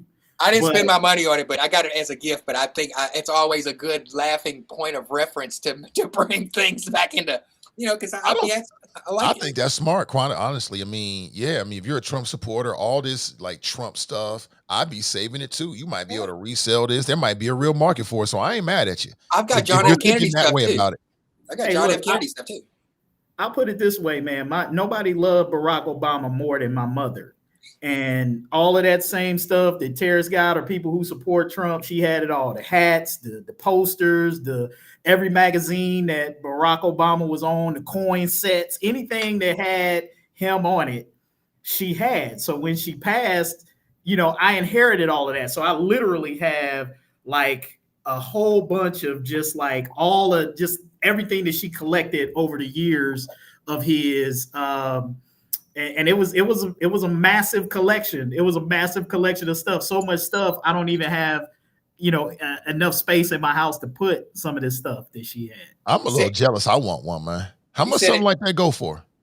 I don't know. It's like $50, $60, $70 on a nickel. He said it's a drink coaster.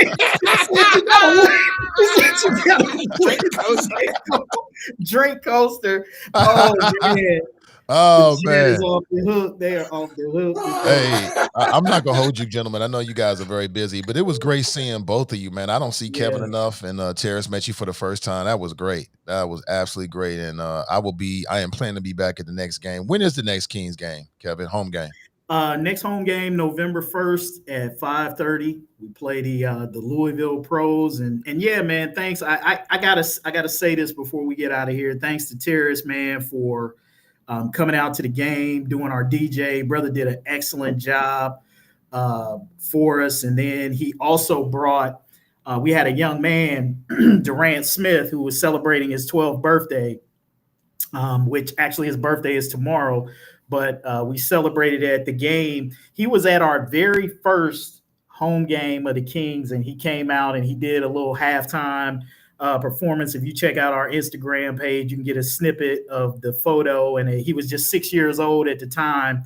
And so he came back this weekend, and his mother reached out and said, "Hey, can you do something special for him? He loves the team." And so we did. We had some stuff planned, but Tarris brought a little something extra to the table. We did a shooting competition at halftime with the young man. And he had 45 seconds to make 4 shots, a layup, a free throw, three-pointer, and a half court. He made the first 2 shots real quick. Then it took him 2 shots before he made the 3. So he had about 20 seconds to make a half-court shot. And he just wasn't strong enough. He came close a couple of times, but I think after about the second or third attempt, his muscles failed him, and he didn't get it. But Tarris wound up giving him the $50 anyway. And so the young man was super excited. He's messaged a couple times saying how much he appreciated it. So I appreciate Tarris for one, volunteering to hook us up with DJing, and then bringing that extra, making that young man's birthday extra special. Got to say that. And then always good to see my brother Nathan and his family in the house. Was glad to see you guys. Y'all, I don't know how many of y'all have seen Nathan. He's big. He's big, boy. Tarris. It's been a while since it's been since last basketball season since I seen you in person. I think it has been. But I had forgotten how tall how big Nathan was, and when we were at the game on Saturday, I'm like, man, this dude need to be out here balling with the Kings as tall as he is. We could put him in the post. I was wondering if he was looking at me funny because I kept looking at him. I was like, dang, I didn't know Nathan was that tall and big. You're big in stature and just a big guy, man. And I want to address I appreciate the opportunity to serve, man. As more as you guys get to know me, I have a heart for serving without any kind of anything back. And I just let the spirit lead me to do things like just being there. Who knew that Durant Smith was he's going to be something special because he's volunteering and he's got a good relationship with God from what I'm seeing, so being in that situation to be able to bless somebody else is a blessing to me and my family. So, anytime I can be in an opportunity to serve, no matter what our political differences are and how we are on Hot Mic, my heart is really to serve the community and the people around me. Yeah, Tarris is good people. Opportunity. I got Tarris back. I don't care who you vote for. Tarris is good people, man. And Kevin is good people too. So, I just read energy. I can read energy like that. And again, literally, when I met Kevin, I was like, okay, yeah, it's a good dude. And I could just feel Tarris energy just over through the live stream. I'm like, yeah, it's a good dude right here. And I'm telling folks, if you have not come out to the Kings, you should come out to the next game. You can meet Tarris. I'm not sure about that date, but me and my son are planning to be there. We love it. It's a good time. It's local. Can I plug it? Can I plug it again? Can I plug some more of it? No, it's November the 1st against the Louisville Pros. And then I got a chance to play music that I haven't got a chance to play in a very, very long time. I went down to music. I played Don't Push Me Because I'm Close to the Edge. I played some Mary J. Blige, some Jade, some I Got the Power Snap. It was it reminds me of a dirt bowl. If you've ever been to a dirt bowl, it's a musical journey all along, but you'll get to hear the MC commentate the game in real time. It's something special. If you just come for that and get to see some exciting basketball, November 1st, Ohio Kings versus the Louisville Pros. Hopefully, they scored 200 some points the last game. That was 178. I told you, Nathan, before the last show, I said, I think this might be the best team we had. I mean, and we got some killers on this team. I'm just telling you right now, and it's local talent. And hey, we gave out $75 worth of prizes. So you can, the ticket is $10. You might walk out of there ahead, coming into Ohio Kings game. We got our K&G swag package that we do. In between the third and fourth quarters, you can win a gift card to KG if you got the most swag, showing off your style and all of that sort of stuff. We have a good time, man. It's a great, fun, family-friendly environment, and we're just trying to do something good for the city, man. I always hear all the time, folks say, hey, there's nothing to do in Cincinnati, not a lot of options. That's what we're trying to do. We're just trying to bring one other option to the city, give folks something to do. Oh, absolutely. Absolutely. And, guys, don't say anything, but we got some things cooking that we want to include you with as well. So we'll let you know about that very, very shortly. But I just want to let everybody know that Halloween week is coming up, and we got the Hot Mic Trick or Truth week. And, hey, we might look a little different during next week's show. So, again, we just want to do something different, have some fun, engage with you in a different way. So again, don't forget Hot Mic Trick or Truth week here on the Hot Mic podcast. We're going to have some fun with it. We invite you to do the same thing, and keep your eyes on our Facebook page. Oh, okay. So we're on Facebook now. We have a YouTube channel. We're on Instagram now, and we're on TikTok. I don't know. I'm not sure if you guys knew about it. We're on TikTok now, and we're on YouTube. All look for Hot Mic Cincy, Cincy. So we're just pushing our content to all the four corners of the social media universes. And if you're on any or all of those platforms, look for us, Hot Mic Cincy, Cincy, and follow us, and we can connect and interact there. With that, have a great rest of your day. Shout out to Phil. Appreciate you. We didn't get a chance to hook up with Raven. She was working. She said she was with a client. Totally understand and respect it. Brother Dre was tied up as well. Didn't get a chance to get him on. But we'll be back on Friday. And as of right now, I know Michelle will be with me and Kevin. Not sure about the rest of the crew members. What you got going on Friday, Tarris? Are you available? Working. I'll be working. Okay. We'll catch up with you next week then, bro. Have a great Tuesday, everybody. And we'll catch up with you on Friday at 1:15 p.m.